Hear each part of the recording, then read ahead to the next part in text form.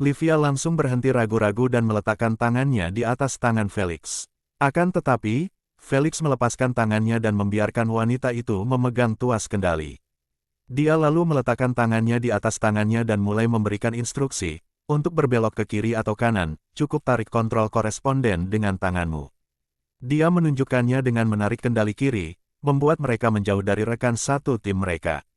Dia lalu berkata, "Baiklah, lanjutkan saja dari sini. Saya akan mencoba." Terfokus, Olivia menarik kendali kanan dan kembali ke jalur semula. Setelah melihat betapa mudahnya, matanya berbinar gembira saat ia terus mengejar rekan setimnya dari belakang. Kalau mereka ke kiri, dia ke kiri, mereka ke kanan, dia ke kanan. Ia terlalu asyik menyetir, ia tidak menyadari bahwa Felix sudah melepaskan tangannya di atas tangannya dan mulai berfoto selfie dengannya lagi. Sayangnya, saat-saat menyenangkan selalu memiliki batas waktu karena mereka semakin dekat dengan pepohonan. Felix tidak akan meninggalkan Olivia untuk melanjutkan tugas yang sulit seperti mendarat. Maka, ia mengambil alih kendali parasut dan menyipitkan matanya untuk fokus, mencari tempat pendaratan yang lebih mulus. Sayangnya, kemanapun ia memandang, yang ada hanya pepohonan yang menghalangi pandangannya. Pada akhirnya, dia hanya menghela napas dan memperingatkan Olivia, "Bersiaplah untuk benturan." Wus, koko-koko, ditempatkan di depan Felix, Olivia terus-menerus terhantam dahan dan dedaunan terlebih dahulu setelah bertabrakan dengan pohon. Namun, dia tidak meringis kesakitan karena pakaian terjun payungnya lebih merupakan pakaian pelindung daripada sekadar pakaian. Ditambah lagi, dengan pertahanannya yang murni, dia tidak akan terluka bahkan tanpa pakaian itu. Pengalaman itu sendiri menyebalkan, terutama saat keduanya terjebak di pohon setelah parasut mereka tersangkut di dahan-dahannya. "Kau baik-baik saja?" tanya Felix sambil melirik ke bawahnya. "Ya," Olivia menganggukkan kepalanya sebelum bertanya, "Bagaimana kita turun?" "Seperti ini." Felix tersenyum jenaka saat ia melepaskan mereka berdua dari parasut, membuat Olivia spontan menjerit saat ia terjatuh dari atas pohon. Untungnya, Felix tidak berniat membiarkan Olivia menanggung beban ini juga, karena ia membalikkan badan, dengan punggungnya menghadap ke tanah terlebih dahulu dan Olivia menghadap ke langit. Degup, aduh, saat punggung Felix menyentuh tanah, Olivia lah yang mengerang karena rasa tidak nyaman karena terjatuh. Felix bahkan tidak merasakan gatal sedikit pun. "Bukankah itu menyenangkan?" tanya Felix dengan ekspresi jujur. Sayang, satu-satunya respon yang ia dapatkan hanyalah Olivia yang memegang pipinya yang menggembung, berusaha sekuat tenaga menahan diri agar tidak memuntahkan sarapannya. Pemandangan itu membuat Felix ketakutan setengah mati karena dia berbaring tepat di atasnya.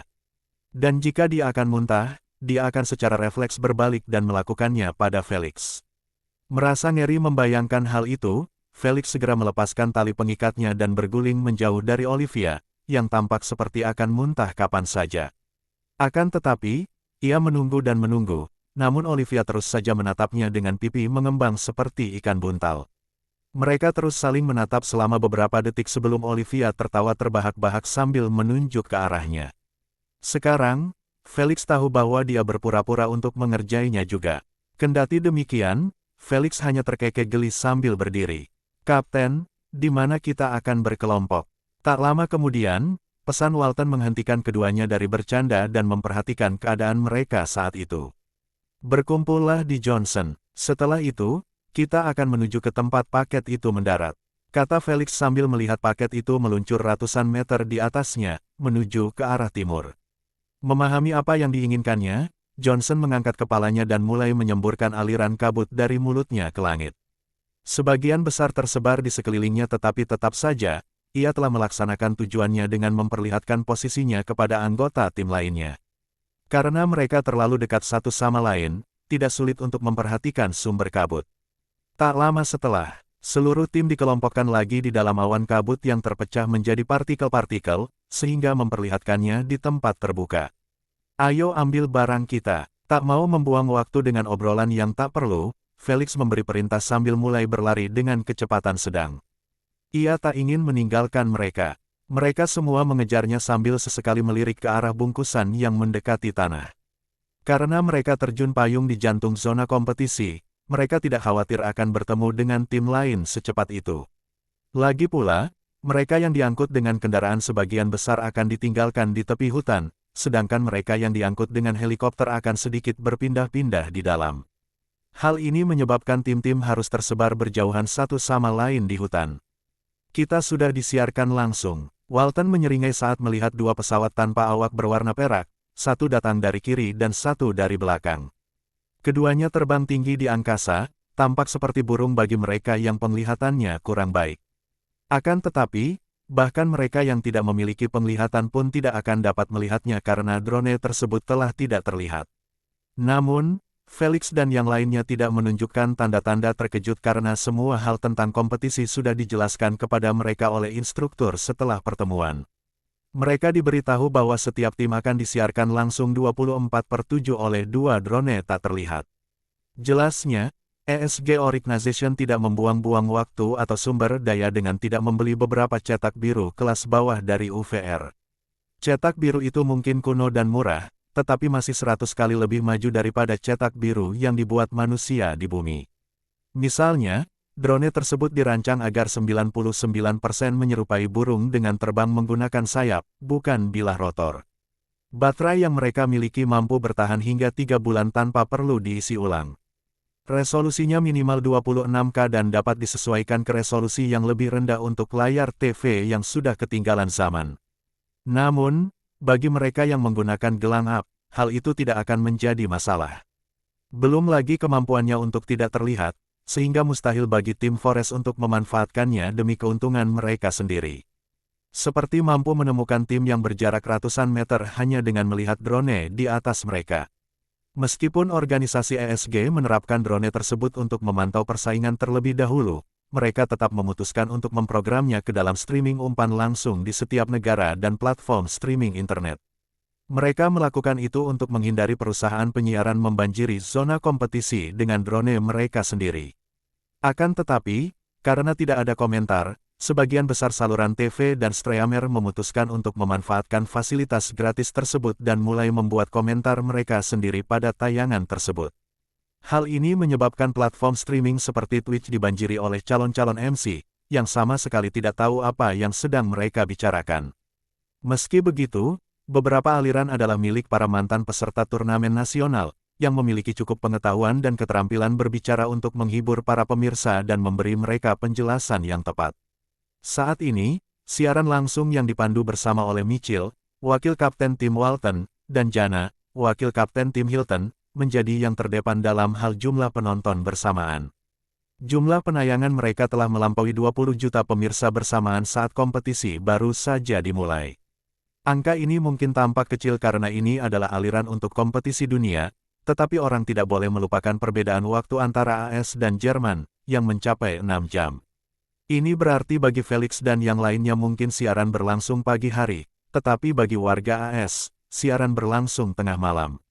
Mayoritas pemirsa yang berminat tidak ingin merusak jadwal tidur mereka untuk menyaksikan dimulainya kompetisi karena mereka tahu bahwa pertandingan akan berlangsung selama 7 hari.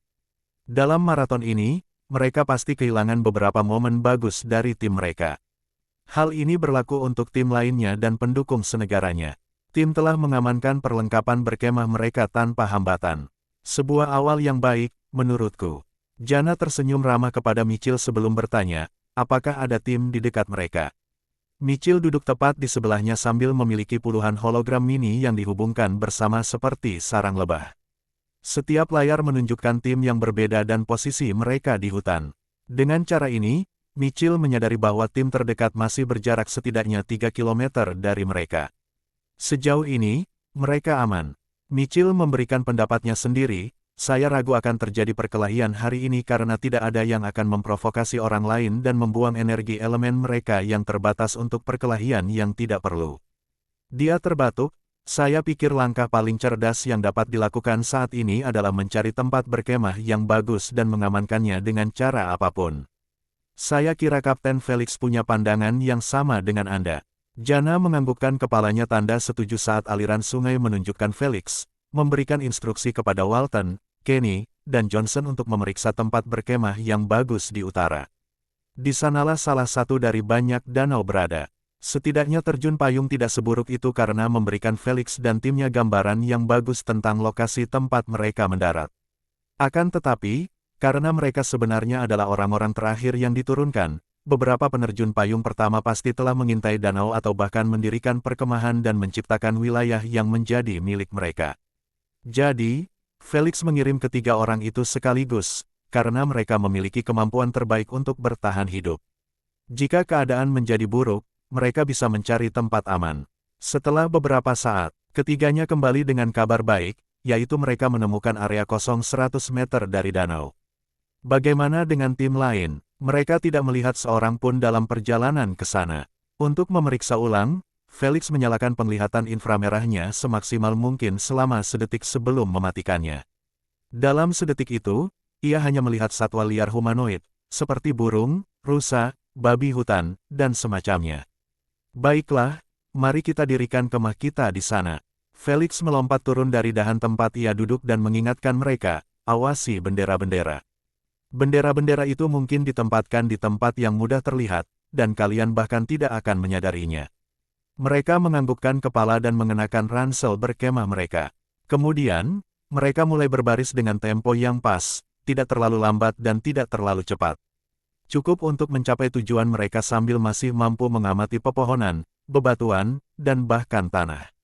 Celakanya, meskipun penglihatan Felix sudah ditingkatkan, mereka tidak melihat bendera apapun dalam perjalanan mereka. Mereka tidak tahu apakah mereka memang tersembunyi terlalu dalam atau daerah ini tidak memilikinya. Apapun itu, menemukan bendera tanpa pelacak sama saja dengan mencari jarum dalam tumpukan jerami. Membuat tugas itu hampir mustahil mungkin dimaksudkan oleh organisasi ESG untuk memaksa tim bertemu dan memperjuangkan pelacak. Mereka menciptakan masalah dan juga solusinya. 15 menit kemudian, Felix dan yang lainnya telah mencapai area terbuka yang hanya berupa ladang pakis, bunga liar, dan tanaman herba lainnya di lantai hutan. Area itu cukup besar bagi tim untuk mendirikan tenda mereka dalam bentuk lingkaran di bagian tengahnya. Dengan pohon cemara yang mengelilinginya, perkemahan itu akan mendapat perlindungan. Cukup ini saja untuk saat ini. Felix melepas ranselnya dan melepas tenda hitamnya. Ia kemudian mendekati bagian tengah dan memetik tanaman-tanaman herba untuk membersihkan tempatnya. Dia membuangnya ke samping karena tidak bisa dimakan. Setelah itu, dia mulai mendirikan tendanya sendirian sambil sesekali melirik Olivia dan yang lainnya yang melakukan hal serupa. Kali ini tidak ada yang membawa tenda lebih besar, karena mereka belajar dari latihan mereka. Lebih baik membawa tenda untuk satu orang saja karena tenda tersebut tidak akan mudah rusak apabila diserang. Selain itu, pada kompetisi ini mereka diharapkan banyak bergerak karena harus mencari bendera atau lolos dari kejaran tim lain. Ini berarti mereka akan berkemah sementara sesekali. Jauh lebih cepat mendirikan tenda untuk satu orang daripada yang lainnya. Setelah beberapa saat, 10 tenda berwarna berbeda dapat terlihat ditempatkan di sekitar api unggun berbentuk bintang yang tidak dinyalakan.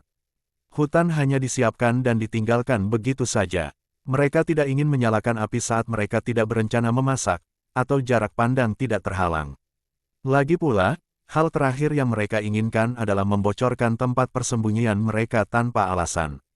Di dalam tenda hitam, Felix tengah berganti pakaian. Ia melepas pakaian terjun payungnya dan mengenakan seragam timnya. Ia lalu melipat pakaian terjun payungnya dan menaruhnya di dalam tas ranselnya untuk keadaan darurat. Selanjutnya, dia membuka resleting tenda dan pergi duduk di sebelah anak-anak lelaki, yang tengah berkumpul di sekitar api unggun. Sama seperti dia, mereka semua telah berganti pakaian dengan tim mereka. Karena gadis-gadis itu tidak terlihat, sudah diduga bahwa mereka masih berganti pakaian. Apa rencana hari ini? Johnson menatap Felix sambil bertanya, apakah kita akan menjalankan rencana yang sama seperti yang kita buat kemarin? Ya, nggak perlu berubah. Felix setuju sambil menganggukkan kepala. Kurasa kita harus segera pindah. Kenny membersihkan pantatnya sambil berdiri. Ayo, Walton, jika kamu tersesat, beritahu saja aku, dan aku akan menyalakan api untuk memberitahumu posisi kami, kata Felix. Mendengar hal itu, mereka memberinya pukulan keras sebelum mulai berlari ke arah dari mana mereka datang. Target mereka, parasut, betul sekali. Misi mereka bukanlah untuk mencari perkemahan atau semacamnya, tetapi untuk membawa parasut sebanyak-banyaknya yang mereka bisa. Lagi pula, Kain adalah bahan yang sangat dibutuhkan di alam liar, dan dapat digunakan dalam berbagai kesempatan. Ditambah lagi, mereka tidak akan rugi apa-apa jika memilikinya dalam set barang terbatas mereka. Sementara itu, anak laki-laki lainnya tidak tinggal di perkemahan tetapi pergi berburu makan siang, meninggalkan hanya Felix bersama anak-anak perempuan. Namun, gadis-gadis itu tidak hanya duduk diam seperti boneka tetapi juga bersama-sama mencari tanaman liar untuk memperkaya makanan mereka. Meskipun Felix tidak menemani mereka, dia menggunakan penglihatan inframerahnya sesekali untuk mengintai sejauh 500 meter di sekitarnya untuk mencari hal-hal aneh apapun. Dia tidak khawatir penglihatan inframerahnya akan ketahuan, karena intensitas kilauan merah itu menurun hingga hampir tidak terlihat karena pupil matanya yang berwarna emas. "Asna, kamu sudah bangun?" tanya Felix bersemangat. "Sudah waktunya aku meningkatkan kemampuanku setiap hari." Setiap kali bangun tidur, ia sangat menantikan hari yang akan segera dimulainya, karena afinitasnya semakin meningkat akibat perasaan euforia yang diterimanya. Sayangnya, kegembiraannya segera berkurang setelah teringat bahwa ia hampir mencapai peringkat afinitas pasir 100%. Saat ini kadarnya 76% dan hanya membutuhkan 24%, yang berarti ia akan berhenti meminumnya dalam 8 hari. "Beri aku waktu sebentar," Asna berkata dengan gembira. "Aku akan menendang pantat ular tua itu dalam permainan catur." "Oh, penasaran?" Felix bertanya. "Kalian beralih ke catur. Bagaimana aku bisa bermain royalti dengan bajingan penipu ini?" Asna membanggakan, dalam catur, tidak ada dadu atau omong kosong, hanya keterampilan dan kecerdasan murni. "Dia jelas kurang dibandingkan denganku," skakmat Asna kecil. Saat Felix mendengar Sang J. Ermengander berkata demikian, keheningan tiba-tiba menyergapnya, memaksa Asna yang sombong itu untuk diam. "Permainan yang bagus." Sang J. Ermengander mengangkat buku catatan kecil yang diletakkan di atas meja tempat mereka bermain dan membukanya. Buku itu menunjukkan serangkaian kemenangan dan kekalahan. Ia membalik halaman tengah dan menulis tanggal hari ini hingga detik terakhir, dan di sebelahnya ia menulis lebih besar dari permainan catur, kemenangan J. Ermengander. Walaupun itu hanya skakmat, dia dapat melihat dengan jelas bahwa rajanya hanya mempunyai satu langkah yang harus dilakukan, dan itu sia-sia. "Lagi, atau kau ingin memainkan permainan yang lain?" tanya J. Ermengander sambil meletakkan buku catatannya. "Lagi, kamu hanya beruntung di pertandingan terakhir." Mata Asna agak merah saat dia mulai menata bidaknya di papan. Kali ini dia berusaha sekuat tenaga menahan amarahnya dan tidak meledak dengan makian dan hinaan seperti biasanya. Felix tidak tahu apakah harus tertawa atau menangis melihat caranya mengubah kata-katanya sendiri demi keuntungannya sendiri. Dia hanya mengatakan bahwa catur hanya membutuhkan keterampilan dan kecerdasan ketika dia sedang unggul, tetapi setelah dia kalah, itu sekarang berkat keberuntungan. Sayang, ia tak merasa heran lagi dengan hal itu, karena kepribadian Asna memang jauh lebih tak tahu malu daripada dirinya. "Bagaimana dengan peningkatan harianku?" tanya Felix. "Pergi sana. Kalau aku tidak menang, aku tidak akan berdiri dari meja ini." Asna membentak Felix dan menutup sambungan telepon mereka untuk fokus pada pertandingan. "Kurasa aku akan terjebak di 76% selamanya." Felix mendesah putus asa. Untungnya, koneksinya sudah ditutup. Kalau tidak, Felix bisa lupa menerima peningkatannya hari ini. 4 jam kemudian, seluruh tim berkumpul di sekitar api unggun, menunggu makan siang yang akan dimasak. Makan siang tersebut berupa daging rusa panggang dari hasil buruan dengan beberapa sayuran di sampingnya. Kenny dan Walton kembali dalam keadaan utuh 2 jam lalu, membawa serta 4 parasut. Mereka dilipat asal-asalan dan diletakkan di samping tenda.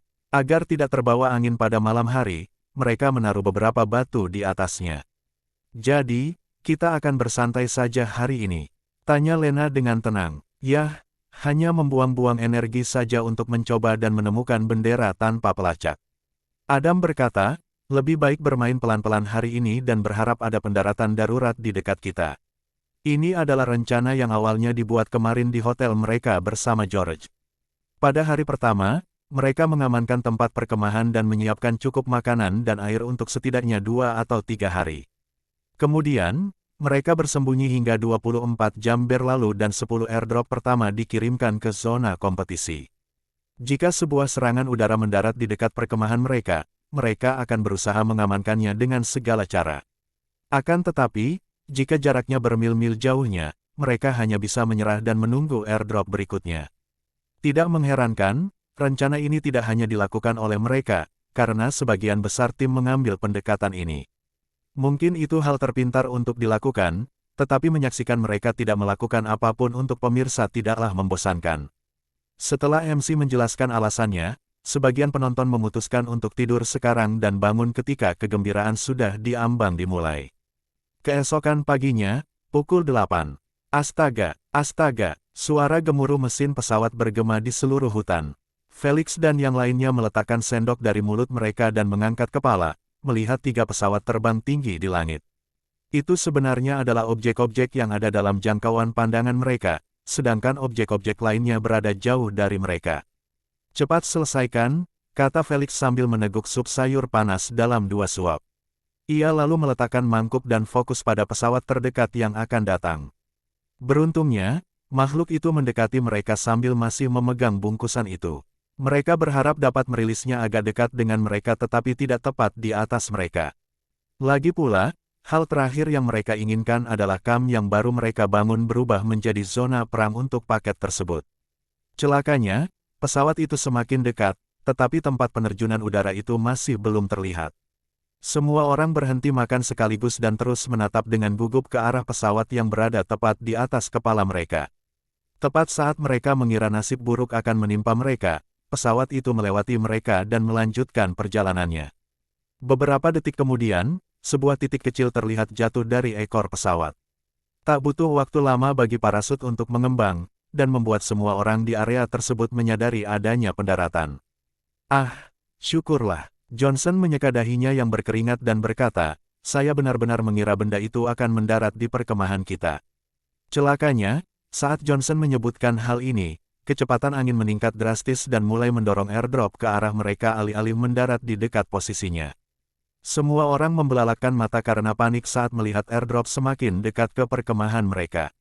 Mereka tidak tahu apa yang terjadi sehingga keberuntungan mereka berubah menjadi mengerikan dalam sekejap. Tetapi setelah mengingat siapa yang berbicara terakhir, mereka semua menoleh ke arah Johnson yang tercengang dan menatapnya dengan jengkel. Terima kasih telah membawa sial lagi. Johnson tidak berani membalas karena ia benar-benar mulai percaya bahwa mulutnya terkena kutukan. Terakhir kali dalam latihan simulasi berkemah, ia juga akhirnya membawa kutukan kepada mereka. Karena itu, dia hanya menggaruk bagian belakang kepalanya dengan ekspresi malu. Bagaimana kita akan memainkan ini? Lena yang tabah menyelamatkannya dengan berkata sambil mengernyitkan alisnya, berdasarkan jarak dan kecepatan paket saat ini, paket itu akan menyentuh tanah atau pohon di dekat kita dalam 5 menit hingga 10 menit ke depan. Jika kita bertindak sekarang, kita masih punya kesempatan untuk pindah sebelum semua orang menimpali kita. Akan tetapi, Felix punya pendapat berbeda. Ambil saja tenda-tendanya dan biarkan sisanya tidak tersentuh. Felix menepukkan kedua tangannya dan memberitahu, kita tidak akan pergi kemanapun.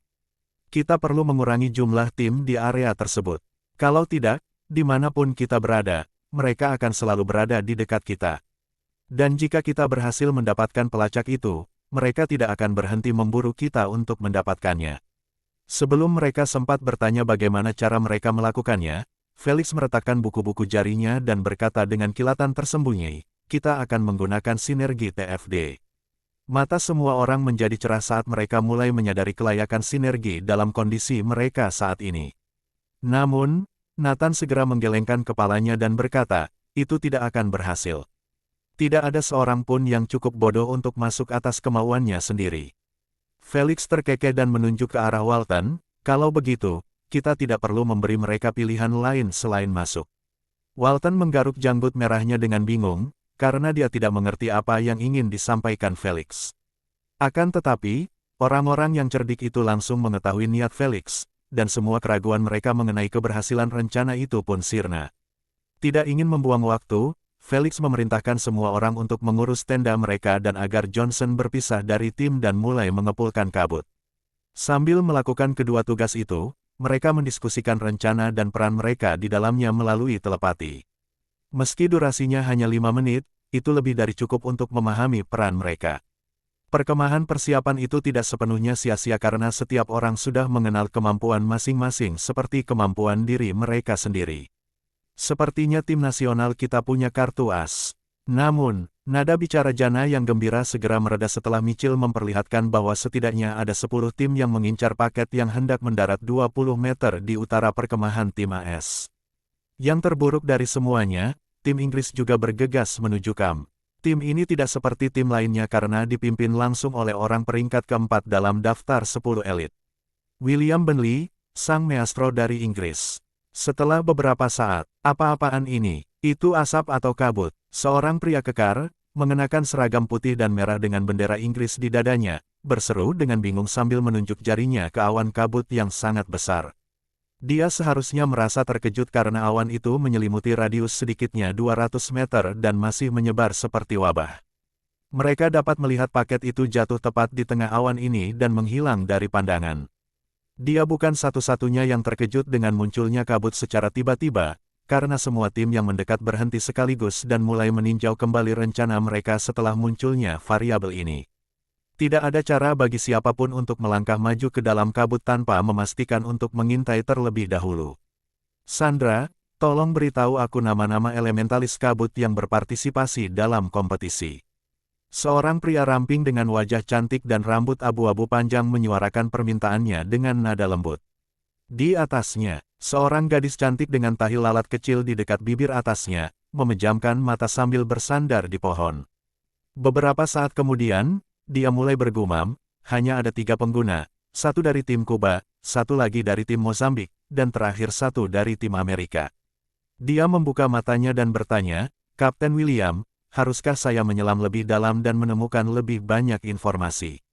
William melambaikan tangannya dan berkata, tidak perlu, kau hanya akan merusak pikiranmu dan kami masih membutuhkan kemampuan mentalmu dalam pertempuran berikutnya. Patuh, Sanda menonaktifkan kemampuan aktifnya Panmensia, yang memungkinkannya meningkatkan ingatannya untuk waktu terbatas dan mendapatkan akses ke ingatan yang tersimpan jauh di dalam pikirannya. Dalam kasus normal, dia tidak akan mampu mengingatnya kecuali ada stimulus. Kemampuan ini tidak ada hubungannya dengan elemen karena dia mendapatkannya dari gurita pemakan memori, binatang berelemen air yang dikenal memakan ingatan mangsanya. Karena garis keturunan mampu membuka kemampuan unsur yang didapat dari primogenitor dan sifat evolusi, dia beruntung dalam kemampuan ini. Tim Amerika, ini akan merepotkan. Sambil berpikir, William meletakkan dagunya di atas tangannya sambil mengingat kembali video-video pertarungan tim Amerika. Terutama di babak final, dia mungkin tidak tahu banyak tentang 2 tim lainnya karena mustahil untuk mengetahui setiap bloodliner yang berpartisipasi dalam kompetisi ini, tetapi bagaimana dengan Felix dan rekan satu timnya? Ingatannya tentang mereka masih jelas. Karena itu, ia tahu jika kabut itu ada hubungannya dengan tim Amerika, mereka harus berhati-hati dalam setiap langkah yang mereka ambil. Terutama ketika mereka tahu bahwa Felix dapat meletuskan pilar-pilar merah di bawah kaki mereka tanpa melihatnya karena kabut. Apa rencanamu, Kapten? Tanya lelaki kekar itu, haruskah kita menunggu sampai kabut menghilang? Aku ragu kabut akan bertahan lebih dari 10 menit. Maksudnya jelas, energi Johnson tidak akan mampu menahan kabut yang dilepaskan dalam jumlah besar. Jika mereka memainkannya perlahan, mereka tidak perlu memikirkan apapun karena kabut akan menghilang dengan sendirinya dalam 5 hingga 10 menit berikutnya, tergantung pada tangki energi Johnson. Sayang, pikiran-pikiran itu sirna dari benaknya setelah mendengar teriakan-teriakan kegirangan dan kemarahan yang keluar dari dalam kabut. Saya membagi pelacak dan menjalankannya. Sial, dia menusuk pahaku dan mencuri pelacak.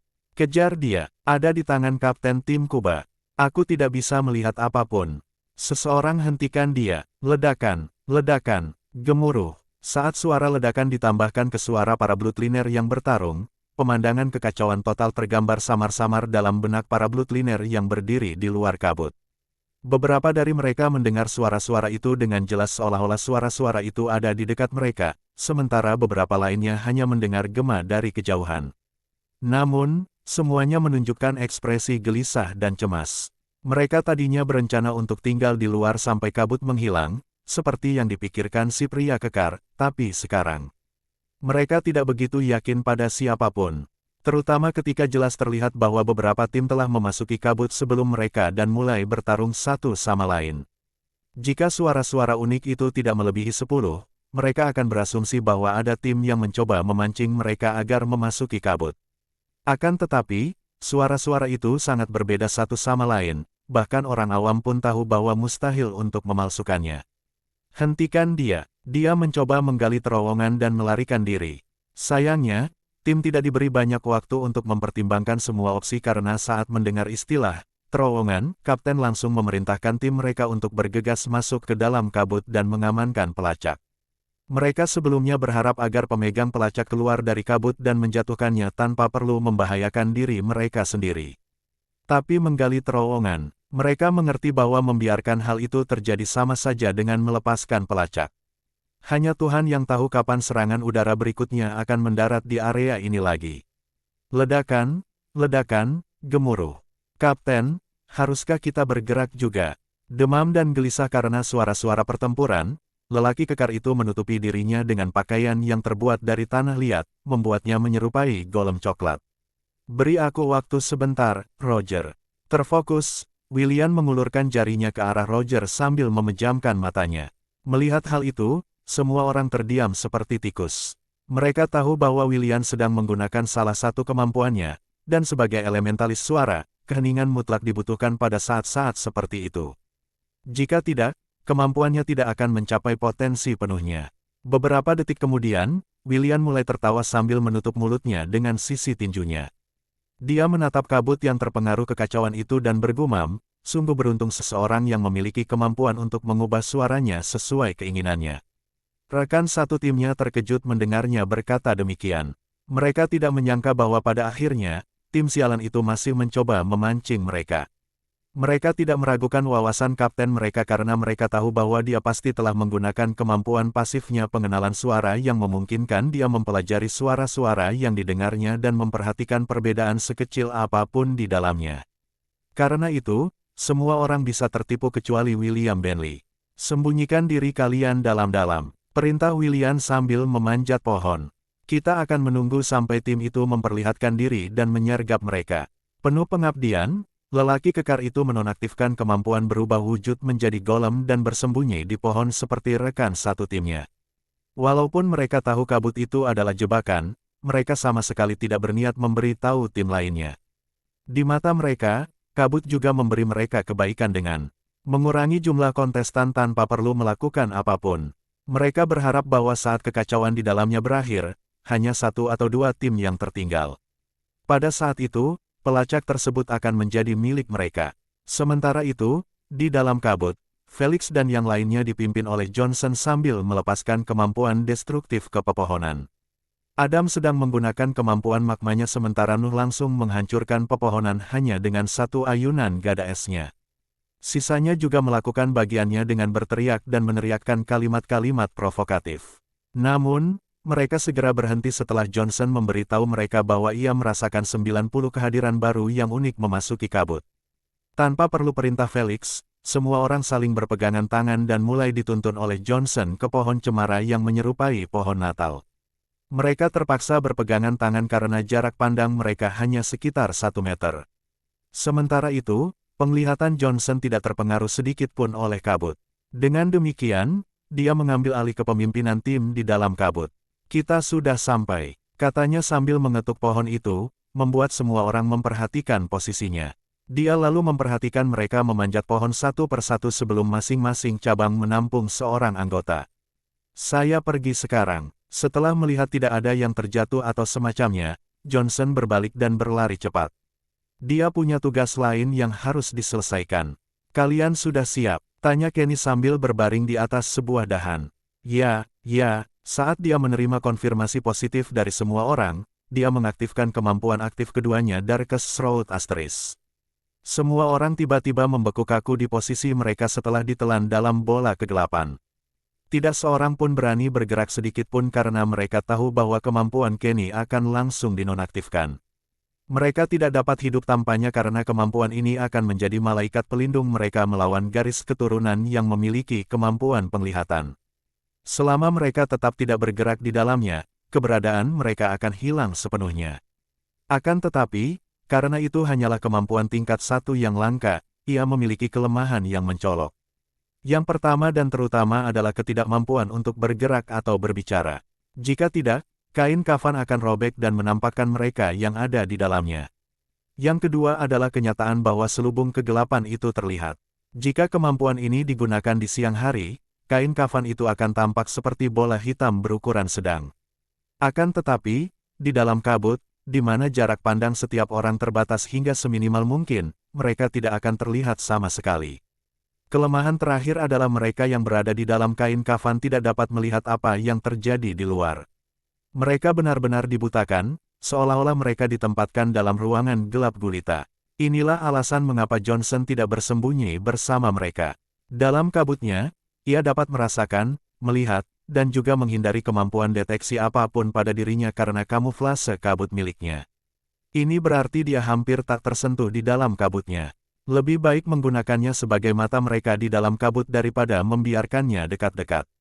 Dia berhenti menggali terowongan. Kejar dia. Dua suara unik yang tiba-tiba bergema keras di area tersebut dan bergema lebih jauh. Setelah mendengarnya, Felix memberitahu, Walton, sudah cukup. Sebagian besar tim telah dipancing masuk. Baiklah, lagi pula aku sudah mulai lelah. Tenggorokanku kering karena berteriak sendirian. Jawab Walton. Bagus sekali. Kerja bagus. Semua orang mulai memuji usahanya karena mereka tahu tidak seorang pun akan terjebak dalam kabut tanpa Walton. Semua ini berkat kombinasi kedua kemampuannya, Asterisk Voice Mimicry dan Echo Orb Asterisk. Asterisk Mimicry suara adalah kemampuan pasif yang membuatnya dapat meniru dengan tepat suara orang yang didengarnya.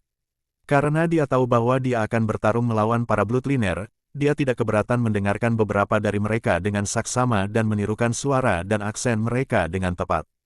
Sekarang, ia menggunakan kumpulan suara yang ia pelajari untuk menarik perhatian tim-tim tersebut. Akan tetapi, karena kabut memiliki radius setidaknya 200 meter, suaranya tidak dapat menjangkau setiap Bloodliner di luar kabut. Karena itu, ia mengandalkan kemampuan aktif puncaknya, Asterisk Echo Orb, yang menciptakan bola-bola angin kecil yang menahan suara di dalamnya dan bahkan kemampuan angin di dalamnya. Ia menciptakan banyak bola dunia, yang berisi kalimat-kalimat berbeda dengan suara-suara berbeda. Dia kemudian menanamnya di berbagai tempat dan meledakkannya secara berkala, menciptakan adegan pertempuran yang kacau balau dan berhasil menipu semua orang. Ya, hampir semua orang, karena William tidak tertipu. Tetapi itu merupakan pengecualian karena ia merupakan penyeimbang sempurna terhadap kemampuan Walton. Dengan demikian, Walton saat ini sedang jauh dari tim untuk mengurus bola-bola itu dan menghindari menarik perhatian kelompok di dekat Felix dan yang lainnya. Setelah sekitar 2 menit, Johnson memperhatikan bahwa kedua tim akhirnya semakin dekat satu sama lain. Sebentar lagi, boom, boom, ark, itu saja, teruslah berjuang. Johnson menyeringai saat melihat puluhan prajurit garis keturunan melemparkan kemampuan elemen secara acak. Ada yang menggunakan tornado mini untuk menghilangkan kabut, ada pula yang mencoba menguapkannya dengan api. Lagi pula, mereka tidak berani beralih ke yang lebih dalam tanpa berusaha menjernihkan penglihatan mereka. Sayangnya, beberapa dari kemampuan itu akhirnya mengenai orang lain yang tidak melihatnya datang. Ini mengimbangi perang di dalam kabut di mana setiap tim bergerak membelakangi satu sama lain dan menyerang siapa saja yang bukan bagian dari mereka. Di mata mereka, lebih baik menyerang duluan daripada menunggu hingga dibombardir. Namun, pelacak masih menjadi target utama mereka, dan sebagian besar tim bergerak menuju tempat terakhir di mana paket itu dijatuhkan. Karena mereka belum dapat melihat pemegang pelacak, jauh lebih baik mengamankan paket terlebih dahulu dan mulai dari sana. Jika tidak, mereka akan berkeliaran dalam kabut tanpa tujuan, dan mereka tidak mampu melakukannya saat setiap detik kemampuan unsur dilemparkan ke arah mereka. Untungnya, pepohonan menanggung sebagian besar kemampuan. Bahkan jika beberapa kemampuan tidak beruntung mendarat pada suatu tim, selalu ada perisai yang ditempatkan oleh penyangga. Jika perisai tidak mampu menahan kekuatan kemampuan, penyembuh selalu ditempatkan di tengah formasi tim. Hal ini membuat agak sulit untuk saling membunuh karena penyembuh selalu ada untuk kembali bugar. Johnson, yang melihat semua kejadian ini, tampak tidak terganggu olehnya. Dia terus bergerak di dalam kabut seolah-olah dialah pemilik tempat itu. Bagaimana keadaan Johnson? Tanya Felix. 3 tim sedang menuju ke paket sementara yang lain tertahan oleh pertempuran terus-menerus. Sejauh ini, saya hanya melihat 3 mayat. Johnson mengirim pesan kepada semua orang. Seperti yang diharapkan, semua orang berjinjit, membuat mereka mengambil posisi bertahan yang ketat. Adam memberikan masukannya sendiri, saya pikir kita perlu bersikap proaktif sebelum energi Johnson habis. Semua orang setuju dengan gagasan ini, karena rencana utama mereka adalah menunggu hingga kedua tim saling membunuh atau setidaknya dipaksa mundur karena cedera parah. Akan tetapi, jelas bahwa semua tim mengambil sikap bertahan ke tingkat berikutnya, membalas hanya ketika diprovokasi alih-alih terlibat dalam pertempuran bebas untuk semua. Jika mereka terus menunggu, paket tersebut akan diambil dari mereka, yang tidak disentuh apapun karena keterbatasan waktu. Bahkan pelacaknya masih ada di dalam.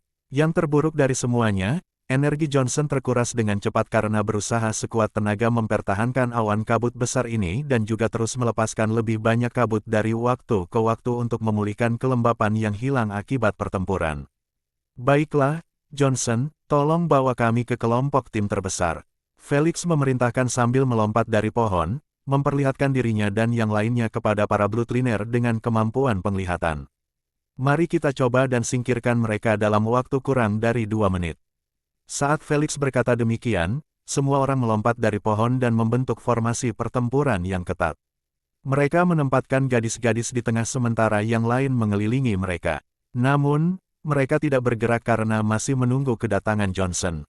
Saya di sini. Begitu Johnson mencapai tim, ia kembali memimpin. 5 tim berada di posisi saya pukul 9. Yang terdekat hanya berjarak 50 hingga 60 meter dari kita. Minggir. Felix dapat melihat dengan jelas kelima tim itu bergerak lambat seperti siput sambil sesekali mengeluarkan kemampuan untuk memeriksa sekitar. Jelaslah bahwa tim-tim tersebut tidak memiliki garis keturunan dengan kemampuan visi yang baik untuk situasi ini. Jika mereka melakukannya, mereka akan menjadi bagian dari ketiga tim tersebut, yang akan mencapai paket tersebut. Ini membuat Felix tahu bahwa timnya saat ini tidak terlihat di mata mereka. Aktifkan kemampuanmu, perintah Felix sambil menjentikkan jarinya, menciptakan 2 bom merah berdarah. Dia kemudian dengan cepat membuat yang satu menyerap yang lain, sehingga ukurannya menjadi 2 kali lipat. Dia belum selesai, karena dia mengulangi proses ini 3 kali kurang dari 1 detik, menciptakan bom yang 3 kali lebih besar dari biasanya. Namun, alih-alih membuangnya, ia menunggu Adam menggunakan Molten Rocks miliknya pada tim terdekat. Ini adalah sinergi dasar di antara mereka, yang mereka latih di kamp persiapan.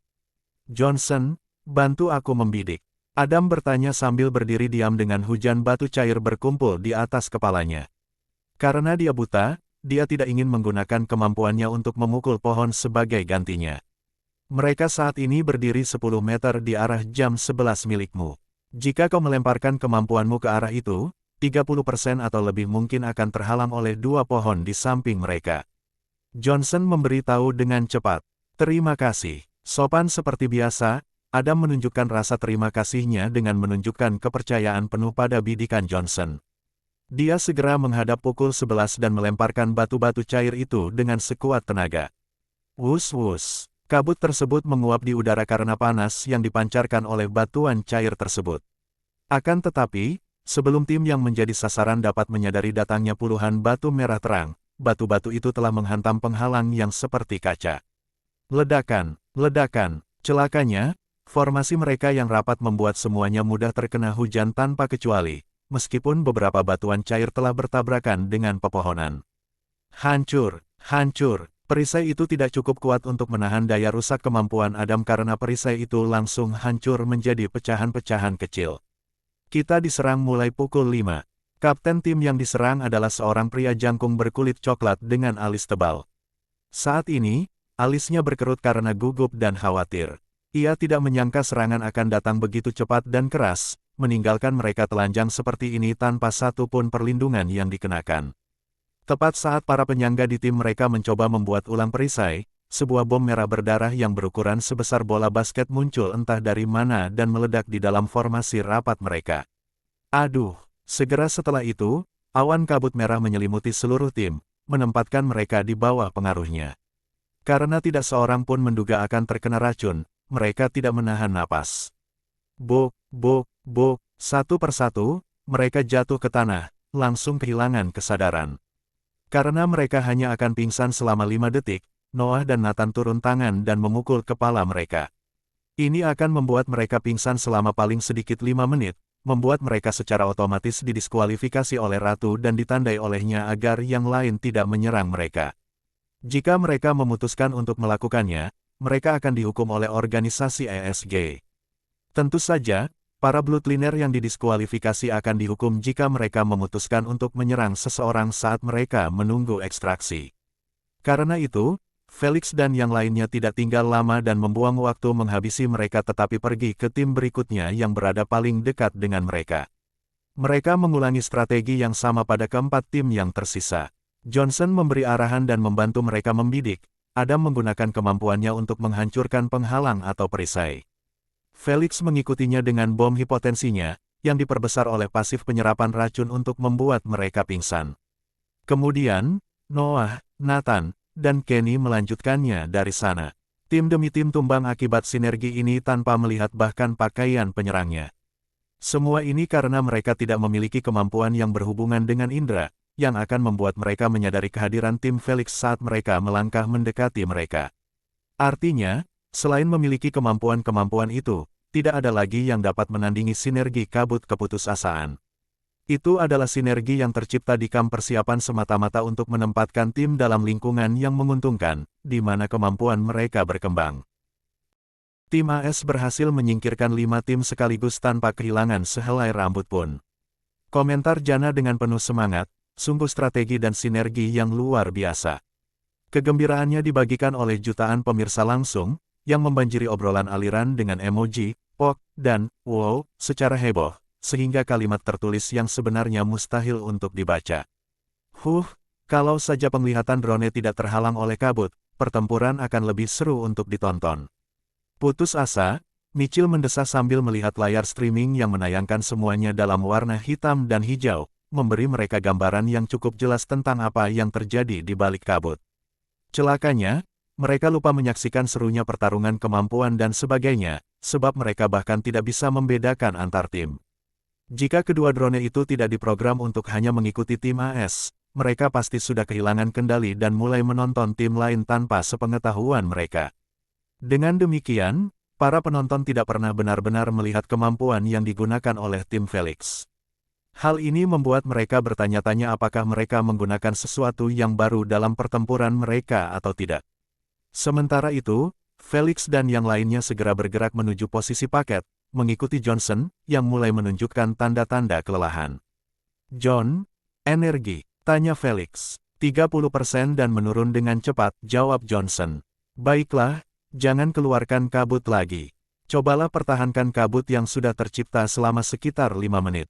Kata Felix sambil menatap 2 tim, satu di sebelah kirinya dan satu lagi di sebelah kanannya. Mereka berjalan perlahan ke arah yang sama dengan mereka. Dia memutuskan untuk mengabaikan mereka untuk saat ini karena 3 tim yang paling dekat dengan paket tersebut telah sampai di pusat kabut, tempat paket tersebut tersangkut di pohon. Tak lama kemudian, salah satu dari mereka akan memanjat pohon dan menemukannya. Kemudian, ia dapat membukanya di sana dan melihat bahwa pelacak itu masih ada di dalamnya. Felix yakin mereka akan mengambilnya dan melarikan diri daripada mengamankan seluruh paket karena berat dan besar.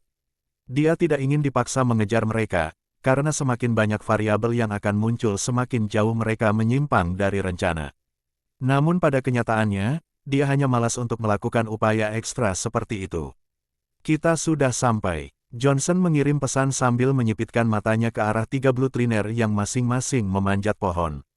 Sementara itu, rekan satu tim mereka menjaga mereka di bawah, sambil memutar kepala mereka maju mundur seperti radar. Karena penglihatannya tetap utuh, dia mengawasi mereka dari jarak sekitar 20 meter di balik pohon. Ia tidak ingin ketahuan oleh garis keturunan yang memiliki kemampuan penglihatan karena jangkauan yang diketahui untuk kemampuan penglihatan tingkat 1 yang langka hanyalah 10 meter. "Sialan, itu tim Kanada." John mengernyitkan alisnya dengan jengkel setelah melihat bendera maple merah Kanada di pakaian mereka. Dia tahu akan menjadi masalah bagi mereka untuk mengambil tindakan karena AS dan Kanada adalah sekutu dekat. Dan mereka secara tegas diberi perintah oleh George untuk menghindari pertempuran dengan mereka karena tidak akan cocok bagi negara untuk membiarkan timnya melenyapkan sekutu tertua dan terdekatnya. Tentu saja ini hanya berlaku untuk sekutu dekat dan tidak semua orang. Meski begitu, Johnson tidak peduli karena itu adalah masalah kapten, bukan dia. Dia menyampaikan laporannya dan berusaha sekuat tenaga menahan diri agar tidak duduk karena kelelahan. Kanada, sungguh menyusahkan. Felix menggaruk hidungnya dengan jengkel. Dia ingin mengirim pesan kepada Ratu, memperingatkan mereka untuk pergi. Namun, komunikasi antar tim terblokir. Dia tidak ingin meneriakkan ancamannya dengan keras karena hal itu bodoh karena dia akan membocorkan posisi tim beserta identitas mereka. Lagi pula, berteriak akan dianggap tidak sopan dan memalukan karena tim Kanada sama sekali tidak akan mundur saat berada di bawah pengawasan warga negaranya. Dengan Felix meneriakkan ancaman, ia sesungguhnya tidak memberi mereka pilihan selain melawannya. Jika mereka melakukannya, dia akan benar-benar mengacaukan mereka. Ini akan semakin mempermalukan negara. Dia benar-benar ingin menghindari badai politik yang akan muncul setelah itu. Dia sudah bisa membayangkan berita buruk tentangnya. Persetan, lewati saja mereka. Felix melambaikan tangannya dengan acuh, setelah kita mengurus dua lainnya dan kabut menghilang, baik tim maupun rekan senegaranya akan melihat akibatnya. Dan mereka tidak bodoh untuk tidak menyadari harga yang harus dibayar untuk melawan kita. Mendengar hal itu, Johnson berbelok ke kiri dan terus berjalan, mengabaikan tim Kanada yang sedang membuang-buang waktu mencari pohon-pohon kosong. Ledakan, ledakan, ark. Namun, baru saja ia melangkah, suara ledakan dan erangan orang terdengar menggelegar dari arah yang ditujunya. Tim tidak perlu meminta Johnson untuk melihat apa yang terjadi karena angin yang dihasilkan dari ledakan besar tersebut telah melemparkan kabut ke segala arah, membersihkan seluruh area. Hal ini membuat tim melihat dengan mata kepala mereka sendiri, dua tim saling beradu. Yang di sebelah kiri menampakkan ekspresi geram, sedangkan yang di sebelah kanan menggelengkan kepala tanda kecewa atau menunjukkan ekspresi jengkel. Dan di tengah-tengah pertarungan mereka, ada sebuah kotak logam berwarna perak yang ukurannya paling sedikit 1 meter kubik. Permukaannya masih berkilau dan tidak terpengaruh oleh api, es, dan kabut asam di sekitarnya. Kalau saja tidak ada parasut yang terbakar di sebelahnya, siapapun akan mengira bahwa peti itu adalah brankas bank, bukan paket. Felix dan yang lainnya langsung bersembunyi di balik benda terdekat. Mereka mulai mengamati pertempuran itu dengan penasaran. Mereka tidak pernah berpikir untuk campur tangan sebelum mereka memahami keseluruhan situasi. Haruskah saya menahan kabut agar area tersebut tetap terlihat? Johnson bertanya cepat setelah melihat kabutnya kembali lagi.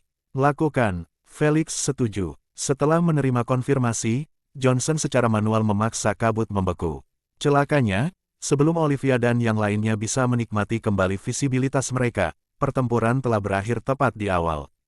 Tak ada yang menyerang lagi karena kedua tim semakin menjauh satu sama lain, meninggalkan paket itu sendirian di tengah area, tampak seperti piala yang memohon untuk diambil. Akan tetapi, kedua tim tersebut hanya mengirimkan 2 bloodliner ke arah paket tersebut. Saat mereka mencapai jarak 5 meter, mereka berhenti dan mulai saling menatap dengan ekspresi berlawanan. Pria di sisi kanan paket memiliki gaya rambut afro dan mengenakan pakaian merah dan hitam. Dia menatap acuh tak acuh pada seorang gadis mungil dengan rambut karamel pendek yang dikepang. Melihat dia bersikap tidak bersahabat, dia mendecak lidahnya karena jengkel, kurasa kita hanya bisa membagi bungkusan ini sekarang. Saya minta maaf atas nama tim karena menyerang lebih dulu. Berbeda dengan kekesalannya yang tersembunyi, pria afro itu menundukkan kepalanya dengan sopan dan menambahkan, namun saat rekan setim saya menyadari langkah kaki berisik tim Anda yang mendekati kami dengan cepat, kami tidak punya pilihan selain melepaskan tembakan peringatan. Tembakan peringatan. Gadis itu mendengus mengejek atas permintaan maaf pria itu. Dia melirik ke 4 orang rekan satu timnya yang pingsan dengan kulit hitam hangus atau membeku dalam es, dan menggertakkan giginya karena kesal. Kapten Angola, apa kau menganggapku bodoh? Teriaknya, siapa sih yang melepaskan tembakan peringatan dengan puluhan kemampuan elemen sekaligus? Kalau perisaiku tidak cukup kuat untuk menahan tembakan peringatanmu, seluruh timku pasti sudah musnah. Dia tidak marah karena dia mengincar poin kill karena itu sudah biasa dalam kompetisi ini. Namun, dia marah karena dia mencoba bermain dengan cara berbeda setelah usahanya gagal. Dia tahu bahwa dia ingin membungkam mereka dengan satu serangan dan melarikan diri dengan seluruh paket sambil ditutupi oleh kabut yang tersisa. Akan tetapi, sekarang setelah dia gagal, dia jelas tidak ingin terlibat dalam pertempuran dengan mereka lagi. Dia tahu bahwa tim lain tidak akan butuh waktu lama sebelum tiba di sini dan menyerang kedua tim mereka setelah mereka melihat paket tersegel itu. Kapten Amola itu hanya menggaruk pipinya dengan acuh tak acuh, bukankah aku sudah meminta maaf? Itu adalah kesalahan yang tidak disengaja. Sekarang, bagaimana kalau kita bicarakan ini dengan damai? Pergi kau. Gadis dengan rambut dikepang itu tidak menunggu dia menyelesaikan omong kosongnya saat dia menjentikkan jarinya dan kembali ke rekan satu timnya. Lalu, dia melakukan hal yang tak terduga saat dia berteriak sekeras-kerasnya, paket itu sudah sampai dengan Kapten Amola. Suaranya cukup keras, suaranya terdengar jauh dan luas, bahkan mencapai tim yang didiskualifikasi yang berhasil sadar kembali dan mundur keluar kabut. Semoga beruntung mengirimkan tembakan peringatan ke semua tim sekaligus, dasar brengsek. Penuh amarah dan agak frustrasi, dia melotot ke arahnya untuk terakhir kalinya sebelum berbalik dan berlari bersama timnya ke arah yang berlawanan. Jelas dia sudah memberitahu timnya tentang ledakan amarahnya yang tiba-tiba itu saat rekan-rekannya membonceng keempat bloodliner yang terluka parah itu. Sementara itu, Kapten Amola hanya terus menatap mereka yang mundur ke dalam kabut dengan mulut menganga. Tidak tahu bagaimana hal-hal bisa menggagalkan harapannya begitu cepat.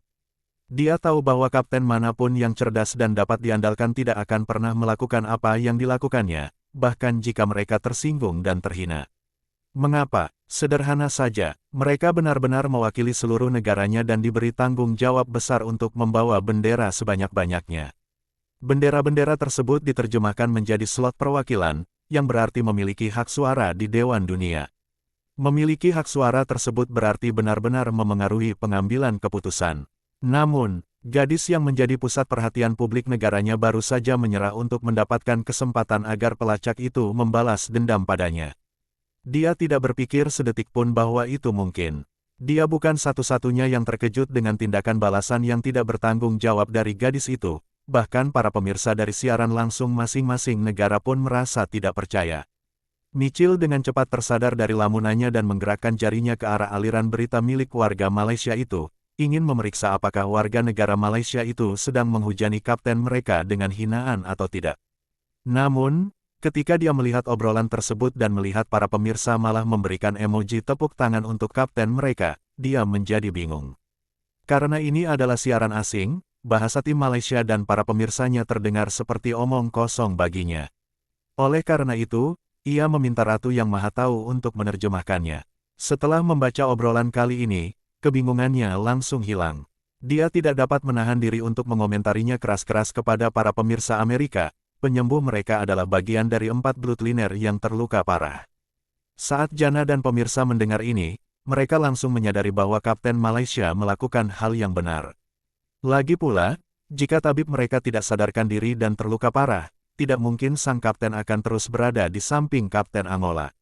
Dia pasti akan melihat bahwa rekan satu timnya tidak pulih kembali dan mengetahui bahwa dia beruntung berhasil mengalahkan penyembuh itu dalam serangan elemen sebelumnya. Saat itu, dia tidak akan repot-repot membuang waktu berbicara karena dia akan langsung melanjutkan pertempuran. Dengan demikian, paket itu pun telah hilang dari tim Malaysia, yang menjelaskan mengapa gadis itu frustrasi. Akan tetapi, alih-alih melarikan diri, ia ingin merusak peluang tim Amola untuk mendapatkan paket itu. Sayangnya, ia menyulitkan semua tim, termasuk Felix. Menjengkelkan sekali, ekspresi jengkelnya saat melihat kedua tim yang mendekat dengan cepat dari belakang mengatakan semuanya. Namun, matanya segera menjadi cerah setelah menyadari bahwa perisai tim Amola dimatikan karena buffer mungkin ingin menyimpan energi untuk pertempuran yang akan datang. Lagi pula, tidak ada seorang pun yang terlihat dan mereka tidak bisa terus mengaktifkan perisai itu. Energi penyangga itu tidak terbatas. Meski begitu, Felix menyadari ada perisai yang tertinggal di tubuh seorang pria di tengah formasi. Ia menduga itu mungkin sang penyembuh. Ubah rencana, kita serang lebih dulu. Felix memberitahu anak buahnya sambil mengeluarkan bom merah di tangannya. Sementara itu, Kapten Amola telah memerintahkan timnya untuk bersiap mundur dengan ekspresi marah. Setelah itu, ia segera menuju ke paket perak itu dan memasukkan kata sandi pada layar yang ada di atas peti itu. Kata sandinya diberikan kepadanya oleh instruktur setelah pertemuan, sama seperti orang lainnya. Mengintip, saat dia mendengar suara itu dan melihat layar kecil itu telah berubah menjadi hijau, dia menggenggam erat pegangan pintu dan membukanya lebar-lebar.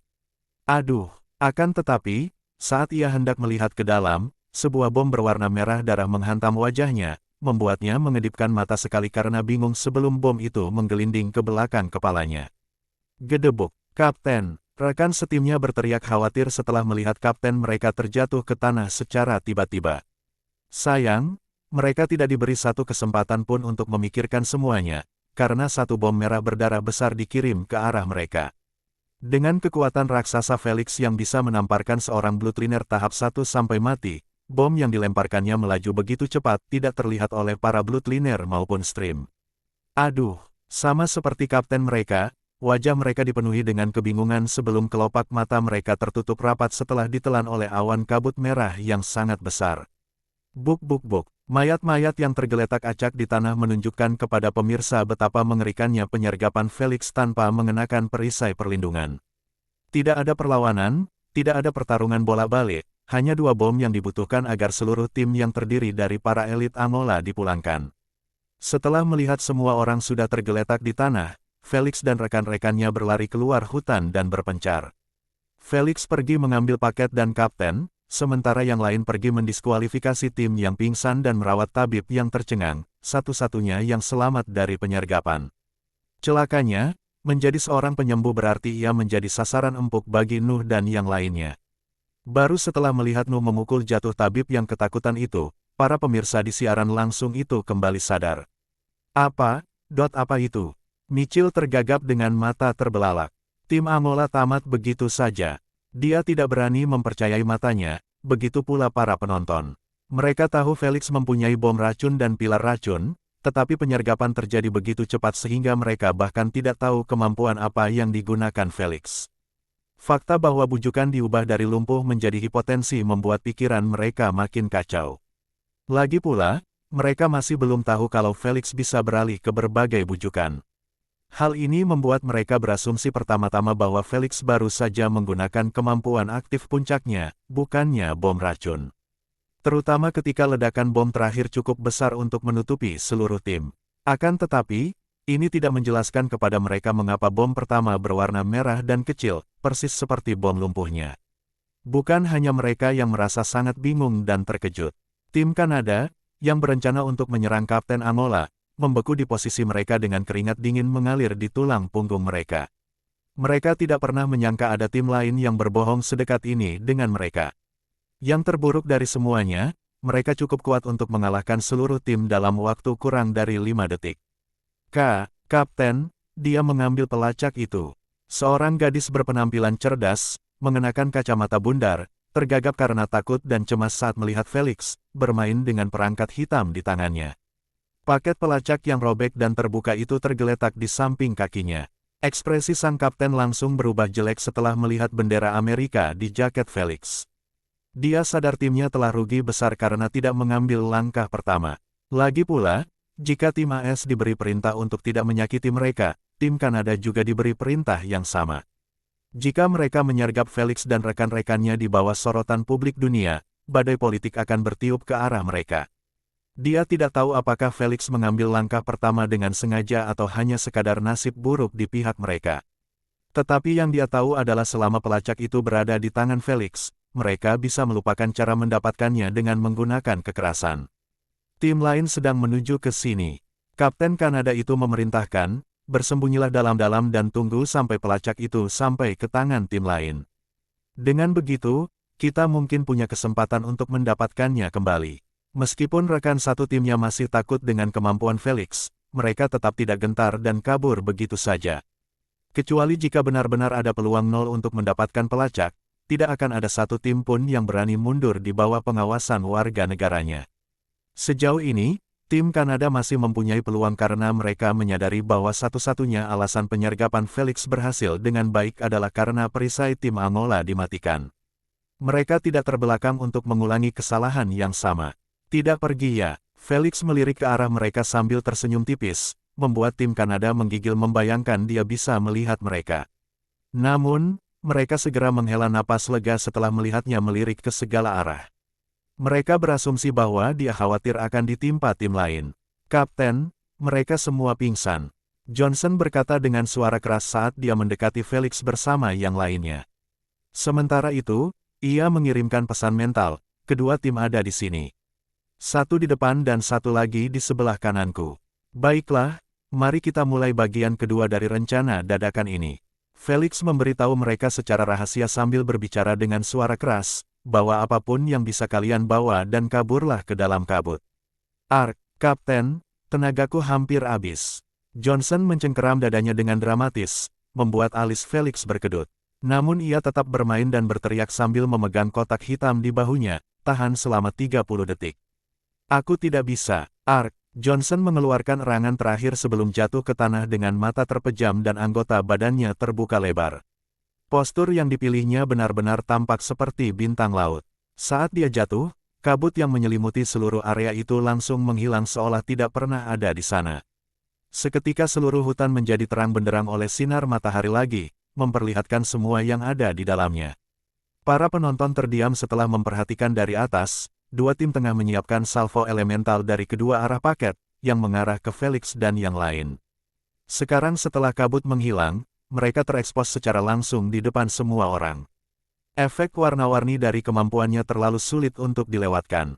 Wah, halo, Felix menyapa tim yang tercengang dengan lambaian tangan. Melihat tidak ada jawaban, dia terbatuk dan bertanya, apakah kau akan meneruskan penyergapanmu? Haruskah kami berbalik dan berpura-pura tidak melihatmu? Pada saat ini, kedua tim tahu bahwa rasa malu seumur hidup akan terus menghantui mereka hingga kematian mereka.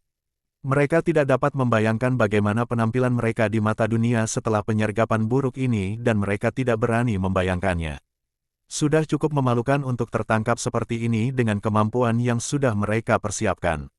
Namun, mereka harus berakhir dalam situasi ini di samping Felix, yang tidak akan ragu untuk mengolok-olok mereka karenanya. Untungnya, sasaran Felix bukan mereka, melainkan tim Kanada yang bersembunyi di dahan pohon dan menggunakan daun sebagai perlindungan.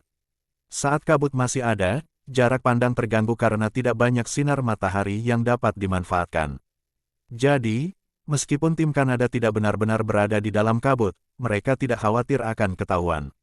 Terutama saat mereka menjaga jarak yang cukup jauh dari paket itu.